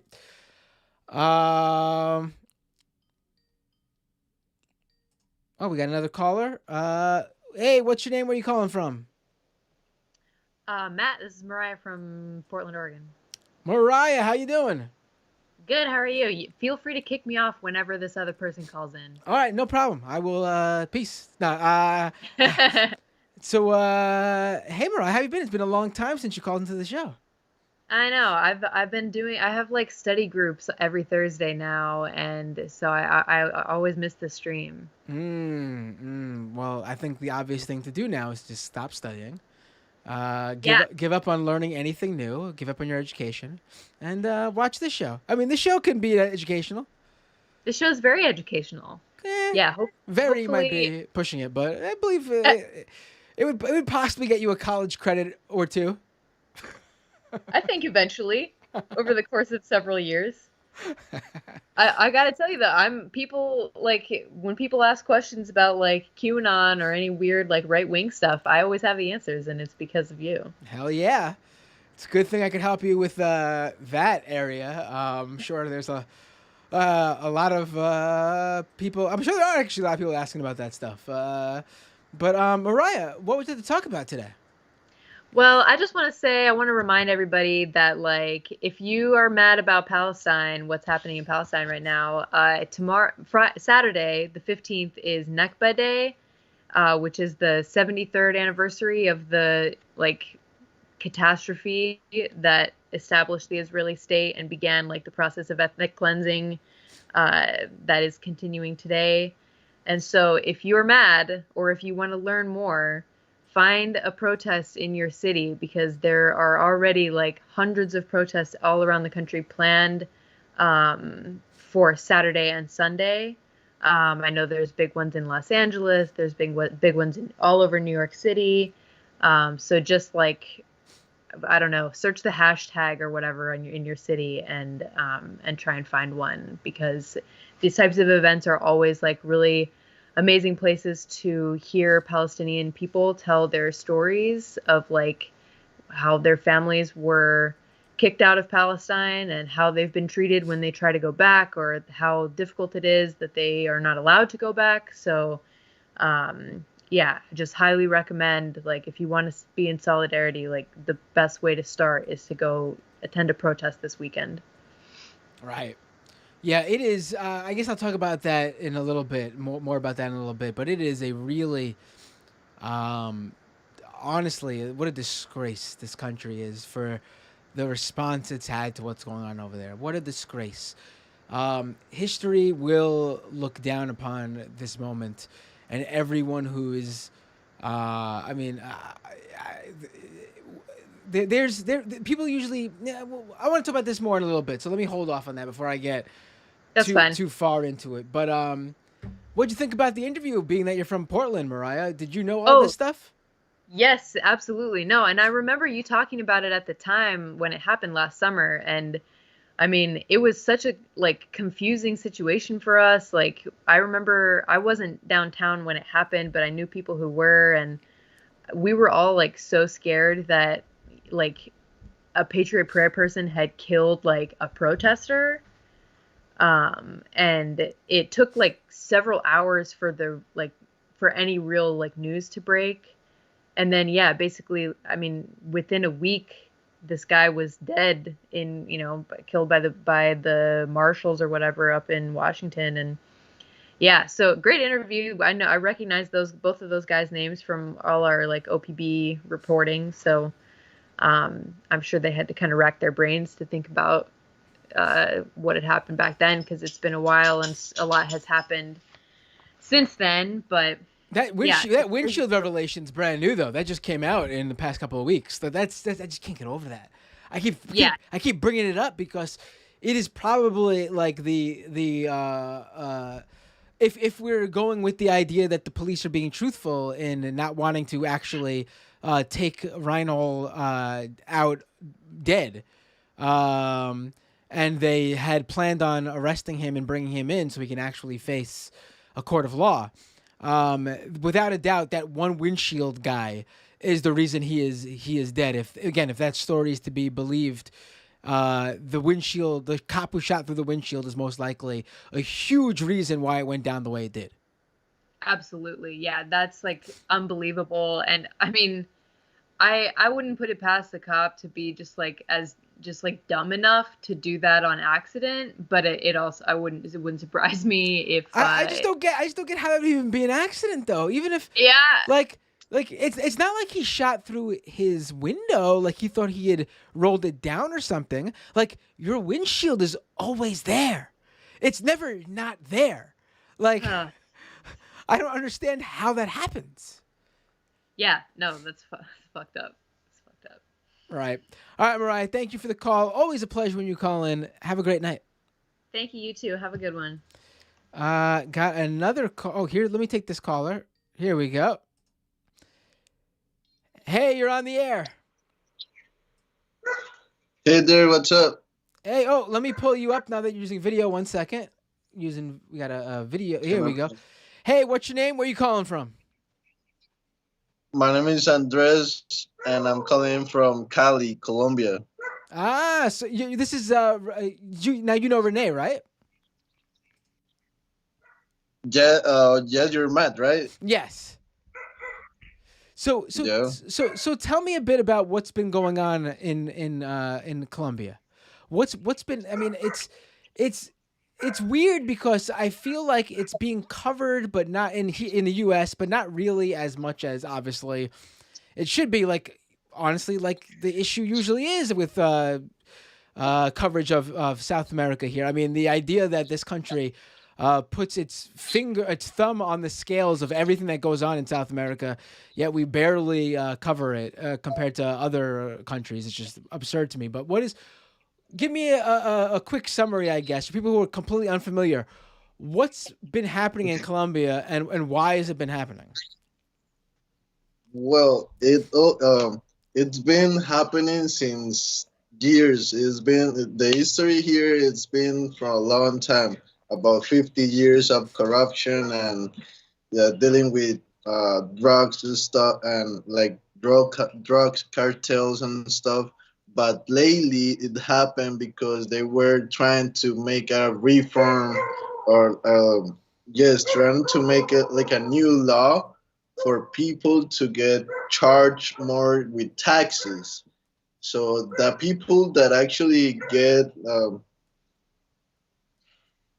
how to say this, uh, uh, get affected by this new law that they were trying to put into our community, or our people, Colombian people, affect the poor people. So this is why like all Colombia got really mad about.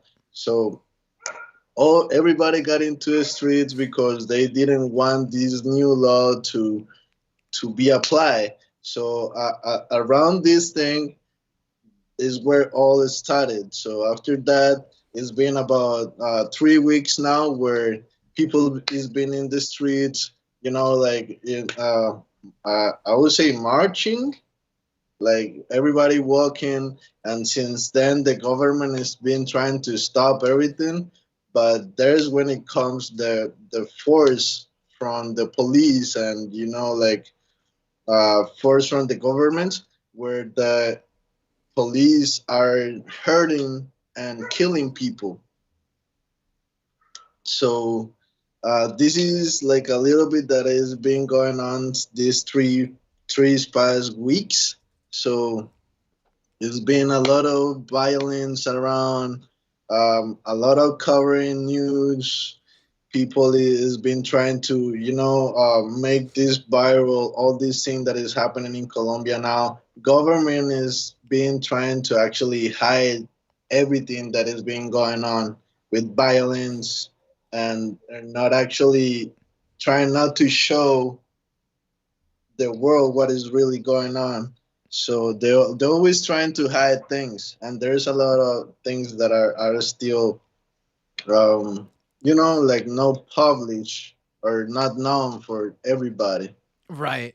Now, is this sort of analogous with what happened a few years ago in Chile when they had raised? I think they would raise public transportation prices, and there were those big protests there.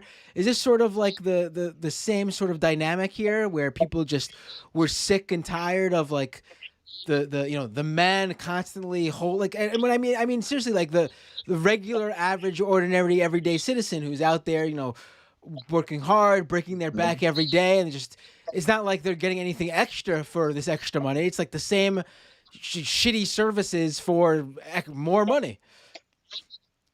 Yeah, it's like we're getting like I think is the low one of the lowest minimum wage are in the whole I would say it America is like $200 per month. So imagine surviving with 2 3 kids.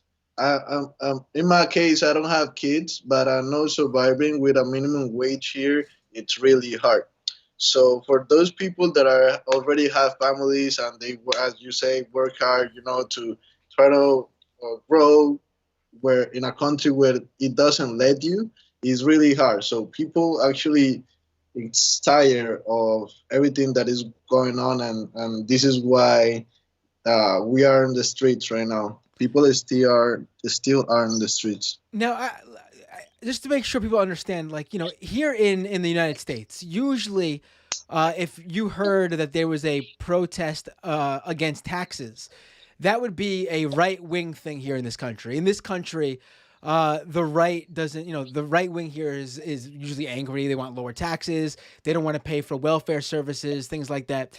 Explain how that's different in Colombia, because that's not what's going on there. Like, this is much different in terms of, like, here we want taxes to be raised, but obviously on specific groups of people who will make an enormous obscene amount of money should pay more in taxes. Exactly. Can you explain? So explain what's going on. What specifically is this new law in Colombia? The taxes would be raised on everybody. Is there any? Is it across the board? And just give us a little bit more information. So when I was talking about the minimum wage, when it comes to charging taxes to people, charging I think is 19% of like the on taxes for people in food. It's also happening in healthcare and everything that you actually can buy. People get charged the 19% in taxes, and that's a lot of money when you get like this little money like as a minimum wage. So the people get angry because with this amount of money that we're getting as a minimum wage, people can afford things like they can barely pay for things, and charging more taxes for people is actually leaving people poor. Like people cannot actually survive with this kind of wage when there is a lot of poorness here in this country. Who is sort of leading, I guess, the protest over there? Is it like sort of like a ideologically, politically? Is this more of a left wing thing, a right wing thing, or is it just like all the ideologies are coming together to basically work together because this is just Yes. It's more actually like a generation that is being tired of so much things around what is going on with the country, violence and everything. So it's a generation that is standing up for the others that didn't actually do anything. Where before people will usually just get these kind of laws like that, and people were just like, okay, that's fine, and keep getting the country down. When this generation is standing up, well, it's actually been happening since I told you like 50 years ago, but the government is still trying to get people quiet. So all the leaders and society leaders that come from communities, they get killed, and there are about 6,000. I had the number here, 6,402 people, leaders, killed by the government. Actually, by the government trying not to get this word out. So now, Right. when this generation are standing up, this is why we're uh, still in the streets, because we are more right now. So the ones that want, like, really want the change are more now than the generation that already passed. So we want a new, no, we want our country better. Right. No, This does seem very similar to when you say it's a generational a protest. It does seem very similar to what we saw in Chile. It does seem like yeah, that's now. It seems like what ends up happening in many instances. Again, this happened in Chile too, and from my understanding, from what I've read so far about Colombia, this is happening too. You know, obviously these protests are still about the economic issues, but it seems like they use the police to deflect, and then it becomes about the police brutality. Tell me a little bit about how what's been going on down there with how the police have been treating the protesters. well, police is always be doing like bad stuff. And like, police are always been on the government side and the drug cartel side, so they're always being corrupt. I will not say everybody, but there is a big part of the police that are corrupt, and you feel that when you're in the streets, police be treating you like you're nobody. And like, they sometimes they make you feel not, they're not make you feel like that, but sometimes they think there's something else. I know that we have to respect them and everything, but they always think they're a little, I would say, like a higher. Oh, tell me about it. Police are the same everywhere, it seems. So now, uh, with the protesters, it's been a lot of aggressions and a lot of violence going on, and the protesters, they be shooting people. They will be putting, I would say, they will hide persons from the police in the protesters to start fights, shootings, and everything. And it's been happening a lot. In this past 2 or 3 weeks, there's been like 30 something or 40 something deaths by the police in all these protesters. There's one guy that he was killed, like, I think he was not killed, he was shot 8 times by the police on a city called Pereira here in Colombia.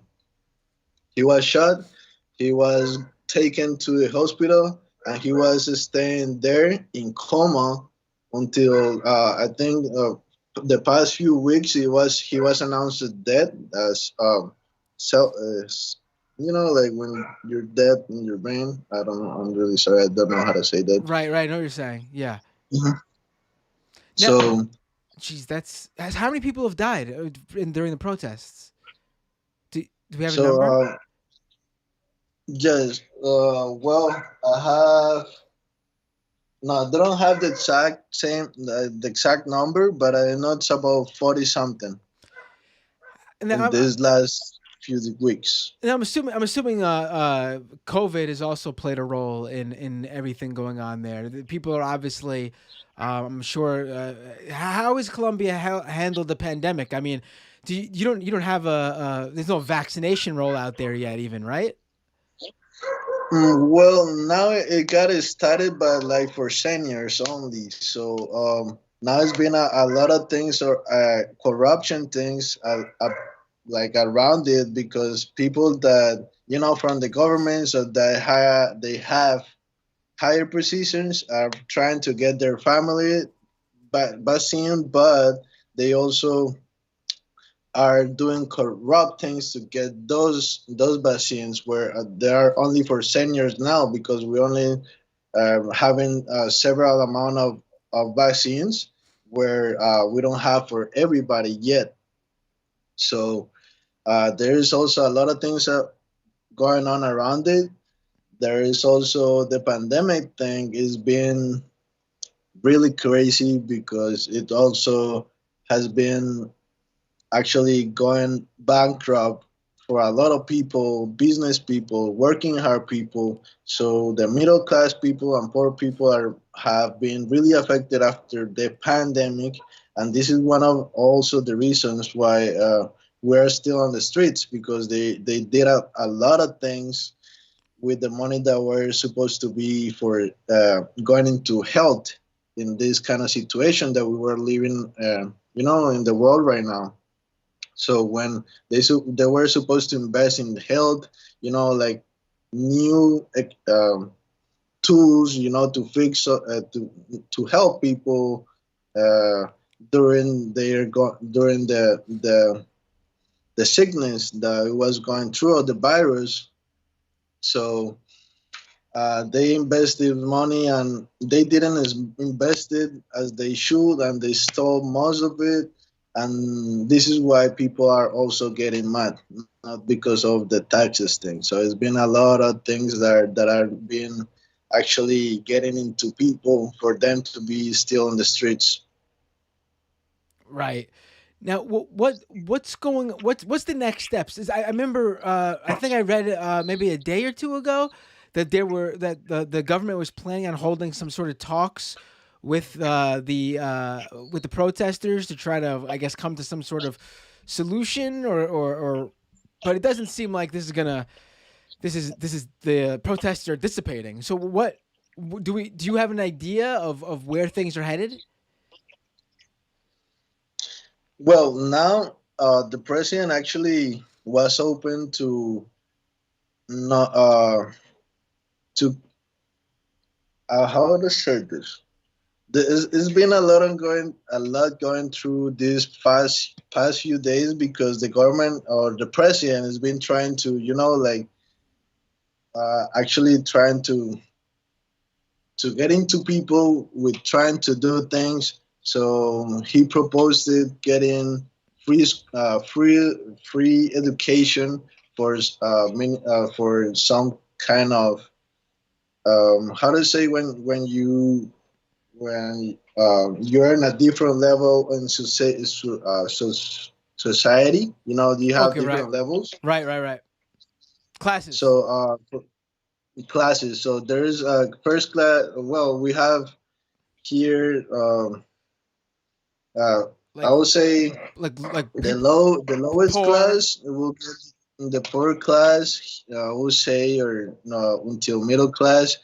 Uh, the president offered free education, but for now, it's not actually what we wanted. We wanted like a change in everything around how to go with the country or lead the country, because we want to change not only in education, but like in the way they manage their country, how they do things. So they actually trying to, now they are doing a little stuff to satisfy people, but they're actually not. So they say they will help people, but they actually just do it because people are still on the streets. So they're still doing things, but they're going into door closed to actually make these decisions. So they're not including the community or the people that are actually um, caring for people. They're still trying to do things on their side.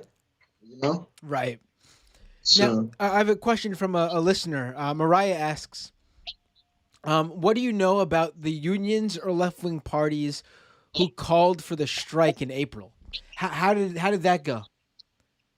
what is strike in April? Wasn't there a big strike? What am I reading here? The National Strike Committee. What wasn't there a strike on April 28th in Colombia? April 28th, yes. April 28th, correct. There is where it started. We call it here the paro, so it's like the stop. So it's a big protest that was around the whole um, Colombia country, I would say. So It all started when they tried to apply these taxes law to people. So it has started since April 28th, and we've been there since now, until now, since the 28th of April. So there's been a lot of protesters, a lot of people being in the streets not to let this happen. And after these past 2 weeks, it all this happened. There's been a lot of violence, a lot of shootings after the actual protesters. So as you said, and you asked before, there in these past 2 days, the government is trying to actually fix things, but people are not believing these things they're trying to do. So this is why people are still trying to be on the streets in their protests to actually get something done for our community or for our country.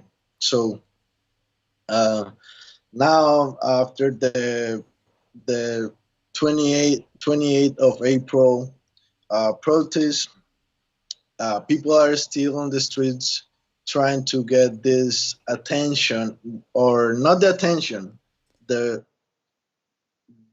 the fixing of the country.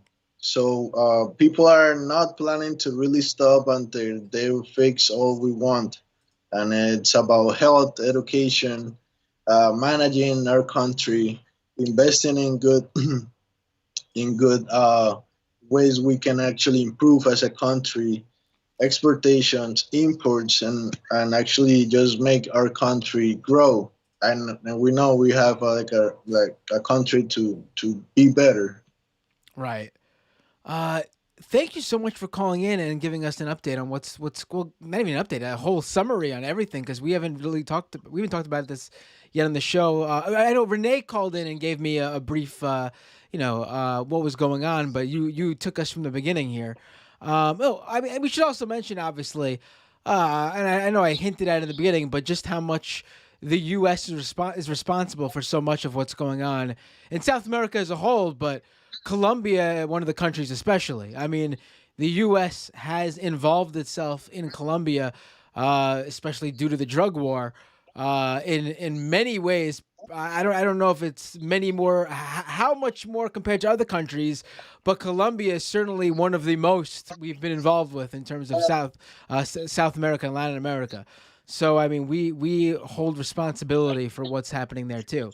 Thank you. Oh, I can't. We jumped right in. I don't even know if I got your name. What's your name again? I'm sorry. My name is Andres. You did tell me. I remember now. Yeah, Okay. yeah. Andreas, thank you so much for calling in. I really appreciate it. And feel free to call in again with any updates whenever something goes on. I'd love to keep track of what's going on. Yeah, sure. I also love being here with you talking. I wish we can talk in the future with everything that is going on and give you guys update on what's really going on. And thank you so much for having me here. Take care. Have a great night. Thank All right. Let's go. What should we? That was a good. I always enjoy a call, especially when I got a cough, where I can sit back and just be told. I could learn the lesson. There's great calls where people ask questions and I give them answers, but that obviously requires me to do more work. So that was really a great call, and I think I have a bit more of an understanding of what's going on in Colombia. Again, one of those stories that, one of those overall events that really has not been covered by the mainstream media here.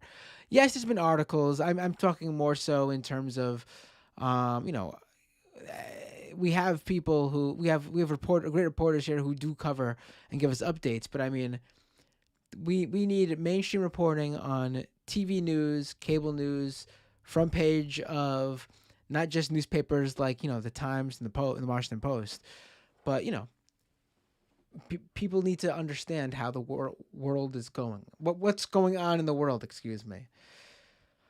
I need to let me take a second here and read some super chats. I feel a cough coming on, so I need to hold that in here.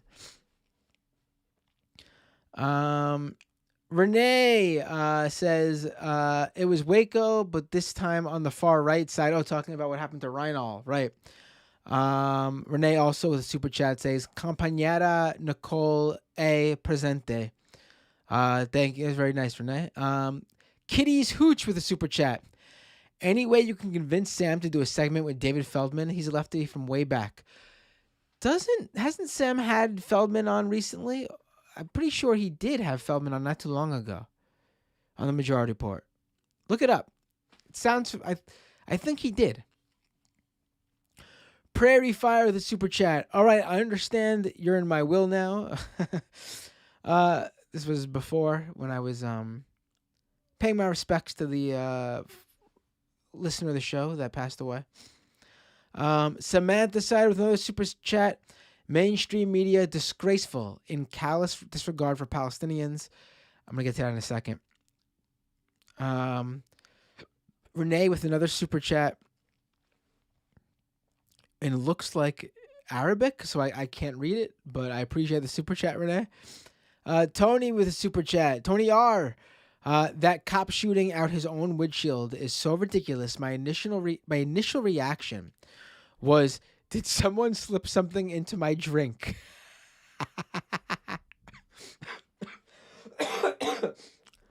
Look, you've gone ahead and made me cough here, Tony. But yeah, that I still can't get over that.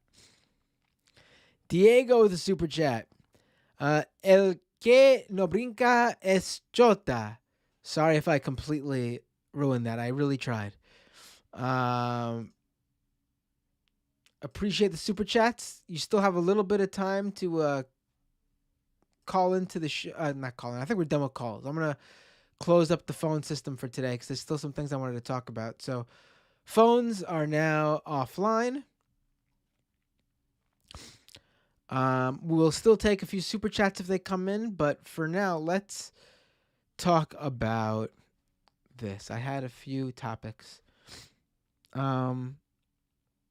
Here.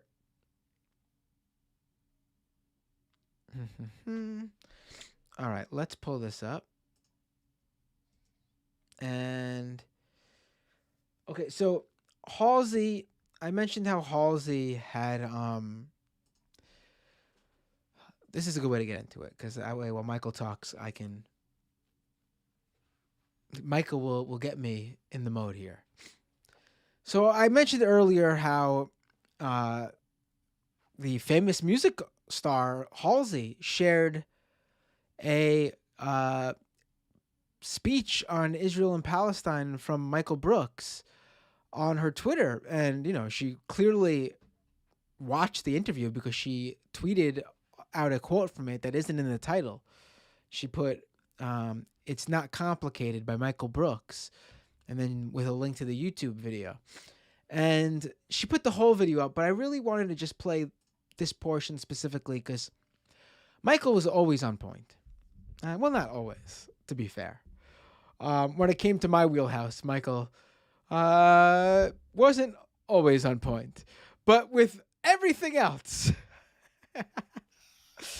when it came to international issues, especially in the Mideast, and he was really into South African politics too, but especially in the Mideast, Michael just had a knowledge that honestly would always astound me. I was always so impressed.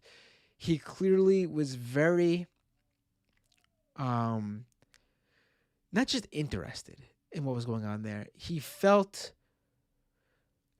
it really did feel like he wanted to know more because he felt some sort of connection, and you'll hear why sort of in this video why probably he was so knowledgeable on these things and why he read so much about Israel and Palestine. Let me play this clip. It is from his speech. I forgot where it was. I'm sorry, but it's the one that Halsey tweeted out. It's been going viral, this speech. I'm so glad it is because his legacy deserves to live on. And if he, it would be, it'd be sort of sad in its own way if he blew up bigger, obviously in death, but that's usually how it works with true geniuses, right? In all industries, music, entertainment, film, it's sad how that happens, but people, if his work lives on, then that's super great and super important. And here he is on what's going on today, and it's couldn't be any more prescient. Let me pull up the sound. That'd be helpful. And is supported? So it's not a complex issue. That's the big thing. It's super simple. There's one group that has enormous power. It's the most powerful country in the Middle East. It's backed by the United States. It acts on another population of people with total impunity and is never held accountable for anything. So there's no symmetry in the relationship, period. And just as like a thought experiment, IDW people, if we know that if somehow a population of Jewish refugees ended up in West Bank and Gaza, and an Arabic government in Jerusalem and Tel Aviv had an open-air prison in Jewish Gaza, which they bombed with white phosphorus, they killed civilians indiscriminately, and they had no provisions for medicine. They had an embargo that blocked food, that the electricity wasn't running, that there was an over 48% unemployment rate, life expectancy and malnutrition statistics were horrifying. One of the major policymakers in this hypothetical Arabic Palestinian state said, we need to put those Jews on a diet. In the West Bank, there was another Jewish area where there was a little bit more autonomy, but there was regular Arabic settlements where they pulled up the Jewish farmers' foods, they terrorized them with rocks, the security forces broke children's bones, and they couldn't drive their own roads. We'd all have no problem understanding what that was. So there's nothing complex about it. The second part of your question, it's a pure asymmetry relationship. And the question is rights or not. So that's it. It's not complicated. I mean, that really hits at everything. It really hits at everything. And obviously, we could expand on each, but he gets it all in there. And looking now, what we're seeing is Israel can stop this at any time. Like they are the ones doing this. They are the ones in control here.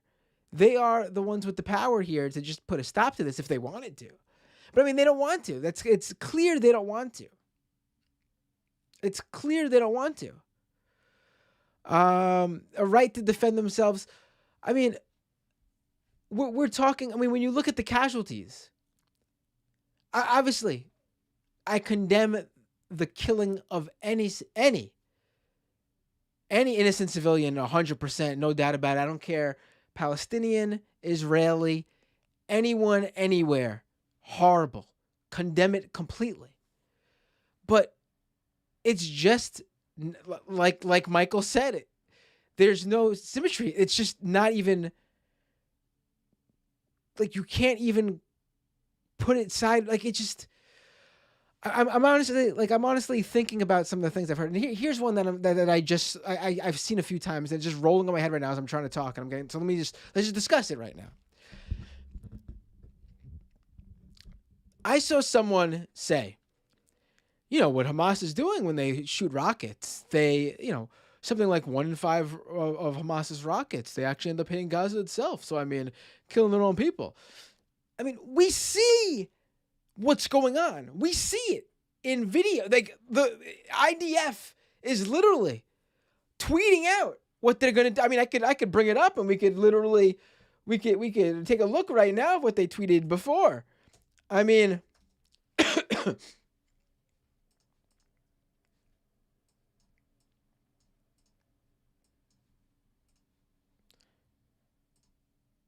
here we go, right here.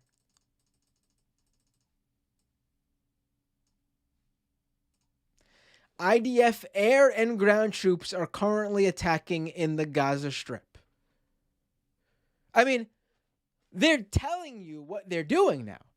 Because there is no, they don't even care anymore. I mean, they have full authority to do, the U.S. has given them the full authority. I mean, we've heard the Biden administration's public comments on this. They've already come out and said, defended Israel, defended what they're doing. Biden, in a call to the Netanyahu regime, basically gave them carte blanche to continue doing this. Said, not even, hey, no, continue doing what you're doing. You have a right to defend yourself.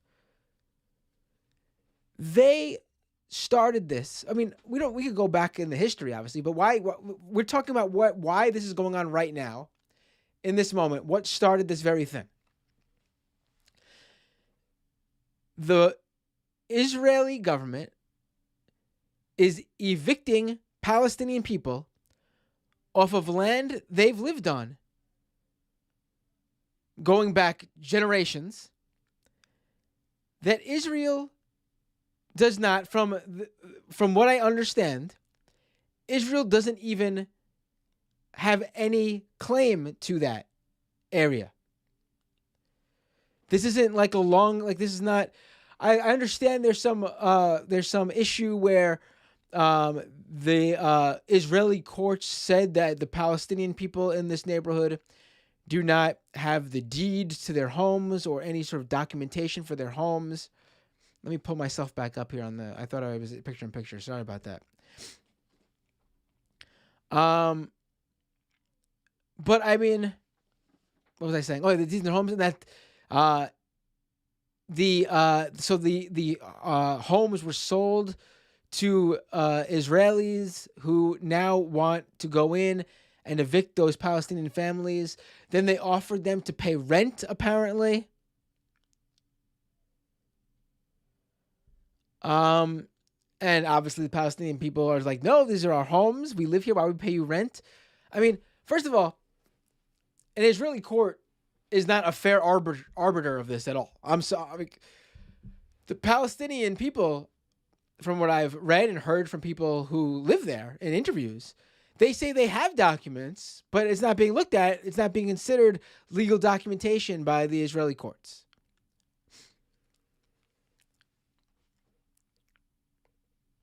I mean, the settlements themselves, by what I understand, are illegal as well. I mean, I see this all the time where other countries actually come out and condemn what Israel's doing. And under international law, they even say this is illegal. But then the U.S. comes out and gives that support to Israel, and it doesn't matter what those other countries say then. Israel can stop this. The U.S. can stop this. But they're not. They're doing the exact opposite. Israel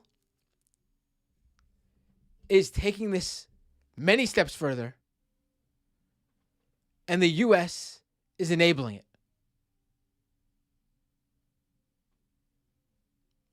I mean, what someone in the chat here just said, B Buccaneer says, Hamas has a fly swatter, Israel has an axe. Right. I mean, the idea that the IDF is out there tweeting exactly what they're doing. We are now bombing, we are now invading the Gaza Strip. And you're going to sit there and tell me, oh, those Palestinian casualties are due to a Hamas rocket misfire. Give me a break. And you know what? A lot of people aren't falling for that shit anymore.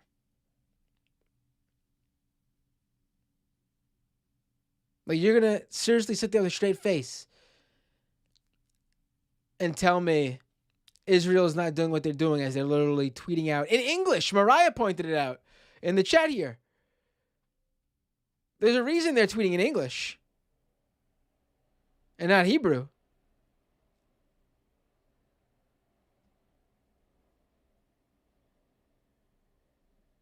I mean, you got to give me a break. And then, I mean, earlier on the Majority Report today, we talked a lot about this, and we talked about Barry Weiss's piece. I'm not going to talk about Barry Weiss's piece again. I think I'm going to clip that from the Majority Report and upload it here because I thought it was a good conversation with Brendan from the Discourse and Emma and Matt and Brendan. But what is this other clip I want? 1 second. Let me just...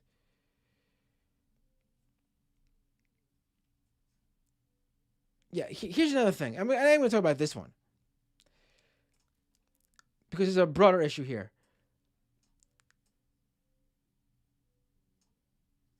Gal Gadot,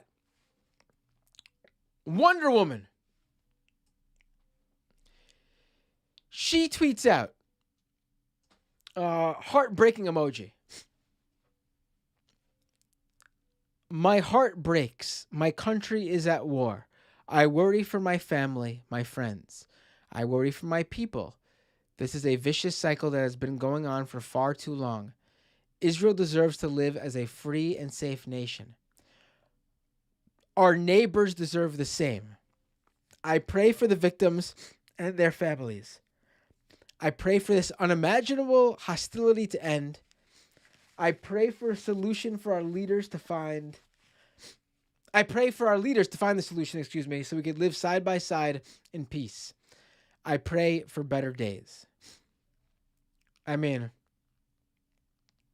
first of all, she can't even say Palestinians, say Palestine, even say Gaza. It's not our neighbors.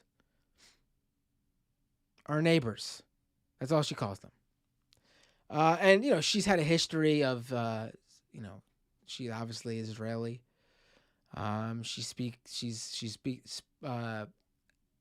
Share her support for the IDF before. But I mean, the reason I'm bringing this specific, because you see so much of this. If they're not outright defending Israel's actions, they try to pretend this whole both sides thing. The whole, there's two sides here. And I know that people are going to probably message me in the chat. Yeah, this is both sides. There's no two sides here. And you know what? I'll say there is two sides here. There are two sides to this. There's the right side of history, and then there's the wrong side of history. And people who try to act like this is in any way a back and forth, that this is, the newspapers love using this word when it's protesters versus police, a clash between two sides, is fucking kidding me. Is fucking kidding you. It could not be more obvious what is happening here. And that is, one side, the Israeli government, is using the might of their military to attack a people who are held in an open-air prison, that have an unemployment rate that is the highest in the entire world, which gives an entire generation, I think the young people, something like 16 to 20 or 30 something like 60 something percent unemployment or something like that. And this is obviously all because of sanctions from Israel.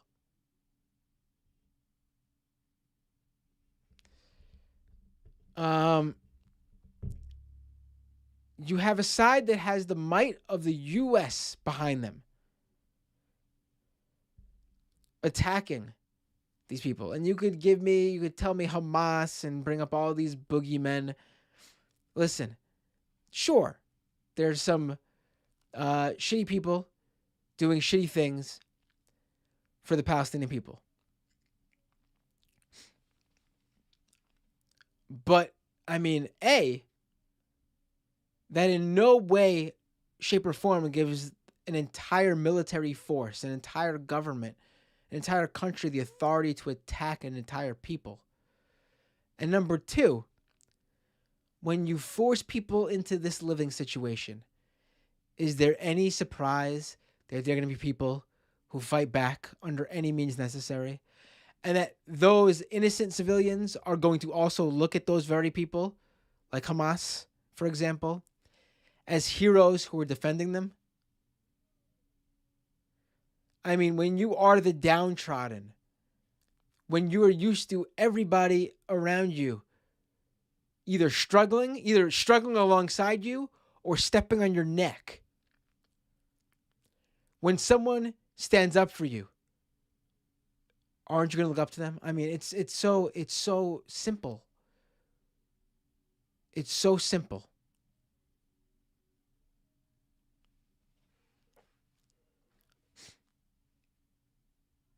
I mean,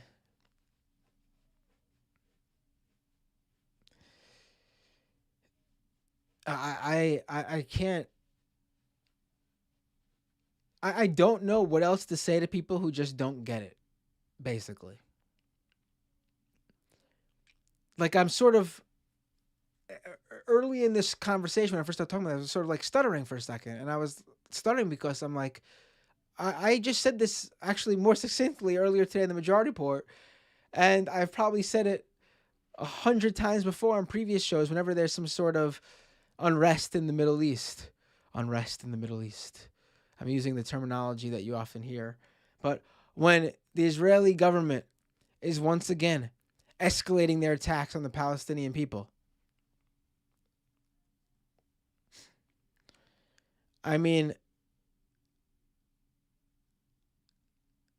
there's going to be a point where things have got to change. Like, this can't keep going on. I don't know if it's going to be this time. I don't know if it's going to be next time. But this can't keep going on. This can't continue to happen.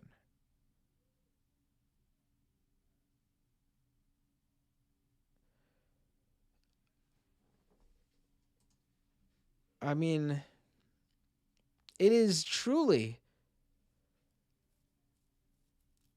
an atrocity. It is apartheid. 100%.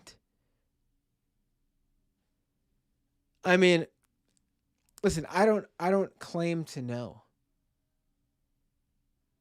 how we end the situation there. I don't know if it'll ever get to a point or what would get to a point where the Palestinian people are able to live safely, prosperously, with their neighbors, as Gal Gadot put it, in Israel. But clearly I know that the U.S. can play an enormous role in forcing Israel's hand to stopping what they're doing.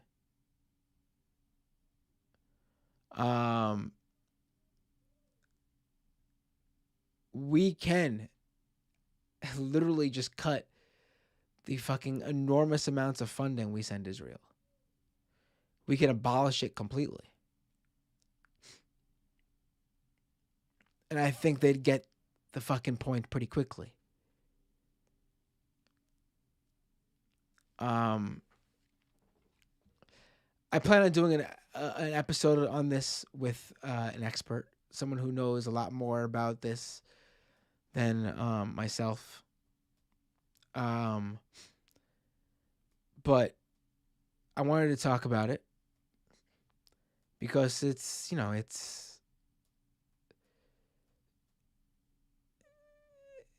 I don't know what to do anymore about it. It's getting to the point where you look at what's going on and it's just like they're cheering on multiple story residential buildings being leveled to the ground. I mean, here in the U.S., we call that terrorism. I mean, when Timothy McVeigh, the Oklahoma City bomber, took down that building. We called it terrorism. When the U.S., the World Trade Center was hit by 2 planes, and those were office buildings too. And we called it terrorism. But the attack on residential buildings is not, and we're okay with that as a right to self-defense?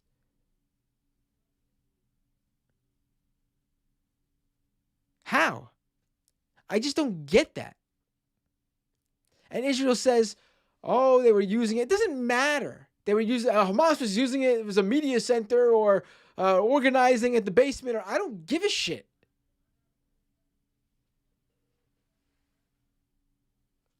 Imagine someone who attacked the U.S. building use that as their excuse. You think they were bullshitting too? You think they would bullshit too?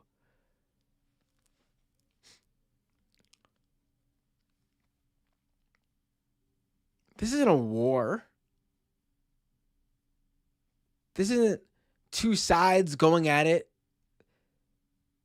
This is a one-sided slaughtering.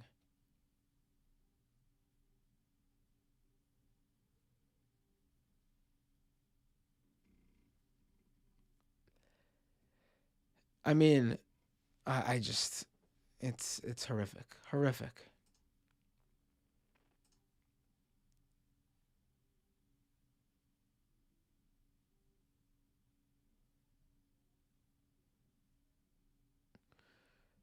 Listen, and I said this earlier, I don't know what the answer to this is. I think, obviously, the idea that Israel would just not exist anymore to people who want that solution, it's not going to happen, obviously. I mean, it'd be very, but if you are someone who usually supports Israel and rushes to their defense, I don't see how you look at the situation that just recently is going down and see this anything but just a unbelievably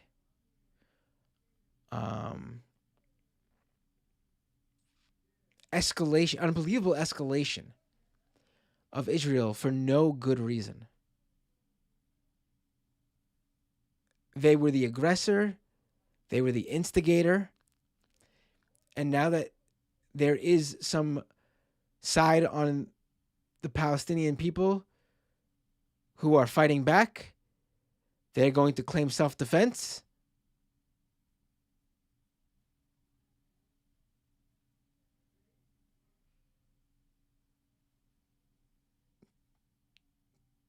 Give me a break. Give me a break.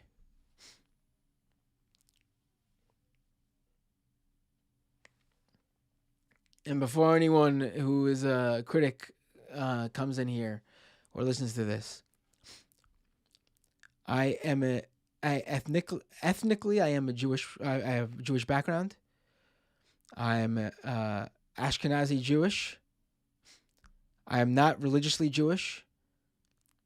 I never was raised religiously Jewish. My father is Jewish.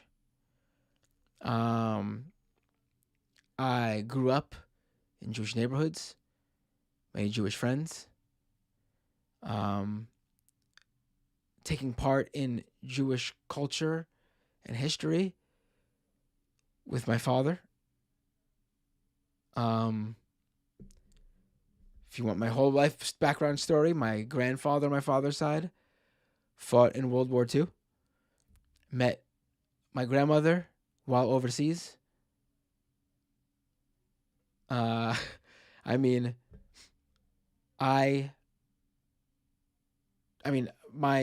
trajectory into covering white supremacy, certainly my ethnically Jewish background played a role in that, and not wanting, to see people who would want my father or even me, because I've got to them I have Jewish blood, and my children,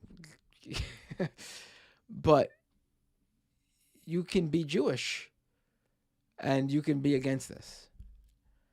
It's very, very easy.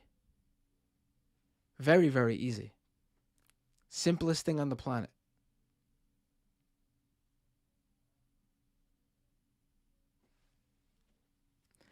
We had a great call. I got to reach out to this person. We had a great call today in the Majority Report. I'm going to get him on this show. An Orthodox Jew called into the show today on the Majority Report. And they talked about how, they're not a socialist or left it like far, but they are a Soc Dem. They used to be conservative, became a Soc Dem, who is against what's going on there. And he shared his family's views, which are obviously very different from his. And it was very eye-opening. And I want to get him on this show to talk about it too. Dive a little bit further into it.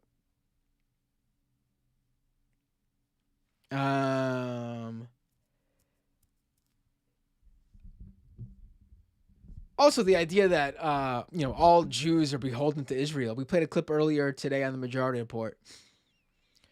All Jews are beholden to Israel. I mean, are you kidding me? As far as I know, my father has no connection to Israel.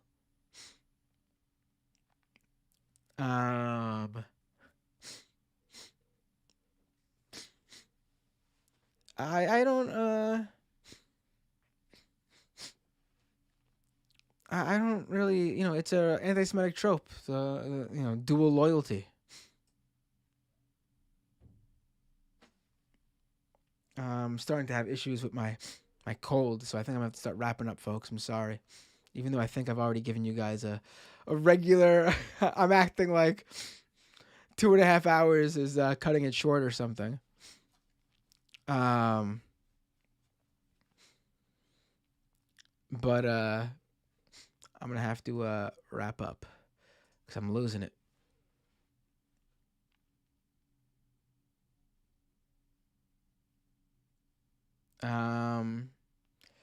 Yeah, so that's the show for today.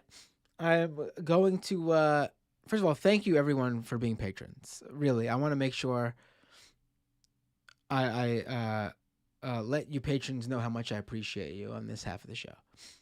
Especially being that, as I mentioned in the first half, someone who supported this show for a long time passed away. And, I don't mean it because you give me money or something. I mean, literally, like,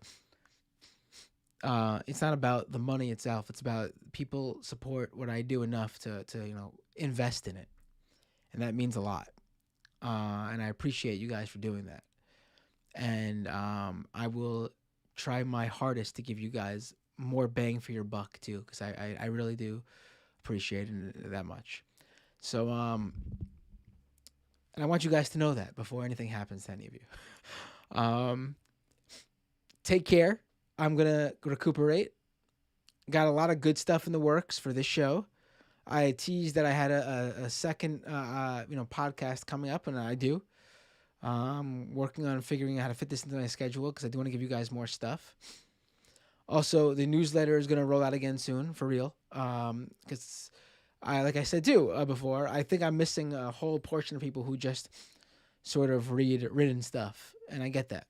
Oh, B. Buccaneer with the last minute super chat, just to give me a super chat. Thank you, buddy. I appreciate it. Oh, geez. A few more super chats I almost missed. Champagne Communista says, solidarity with the Palestinian and Colombian people. Renee says the Nazis used legal means too. Prairie Fire, the super chat, says, been watching World War II YouTube channel series War Against Humanity. It is horrific to see the parallel between current Palestine and the stuff that went down on the Eastern Front. Never forget. Yeah, it is. I just, and here's the thing. Before I go.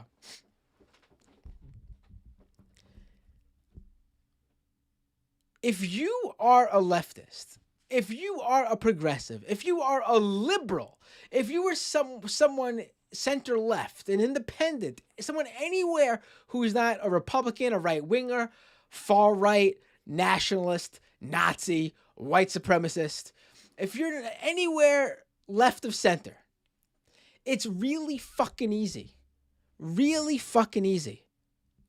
to understand what's going on here and be against the Israeli government and what they're doing to the Palestinian people. And here's why. Their government is a far right-wing government. Their government was emboldened by Donald Trump.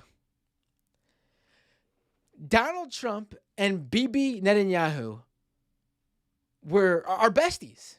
Literally, you know, Dems were obsessed with Putin and Russia. I'm not going to get into that conversation now. To a lot of level, I think that it was overblown. To another level, I think I mean, I understand and I get it. But literally, Netanyahu is what you think Putin is. He is even worse in terms of control with the U.S. I mean, you could say what, you know, Putin's done to people in Russia, but I actually think, in my personal opinion, is Netanyahu is worse than Putin. But that's another conversation. But you were worried about some foreign entity having control over the U.S. and our world leader being treated being treated as a puppet. You were afraid of Putin attacking our democracy using Trump, facilitated through Trump. Well, here's the thing. Netanyahu may not be attacking the integrity of our elections, but that's because he doesn't have to. Because he actually, in maybe you call it smarter than Putin or whatever, describe it how you will to make it easier for you to understand this. He's gotten in with both parties. He's gotten in with the U.S. government as a whole.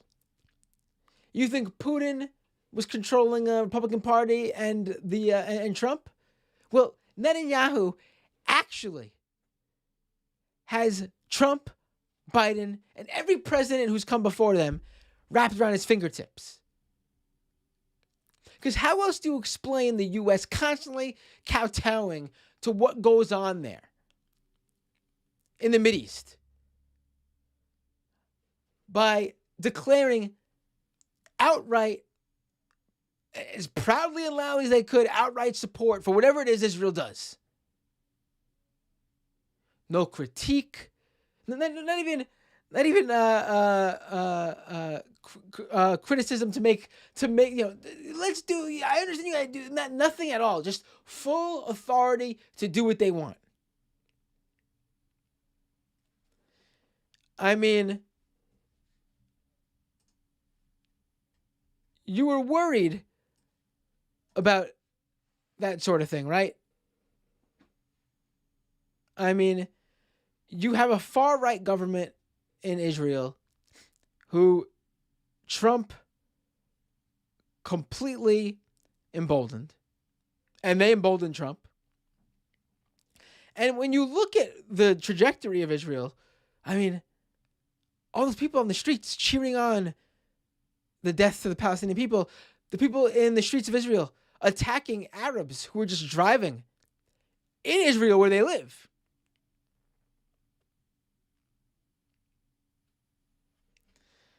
I mean, Israel is a far-right country now.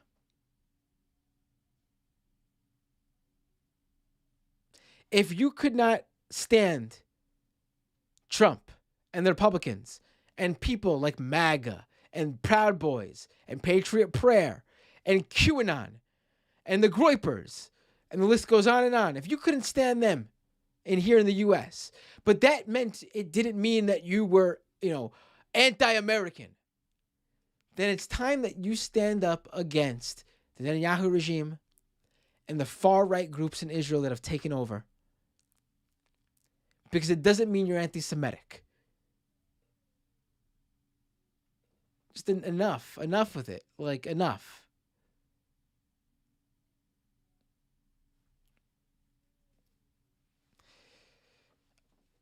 And, you know, I do think American Jews are moving in the right direction. And soon Israel, if they aren't already, Israel is just talking to evangelical Christians at this point.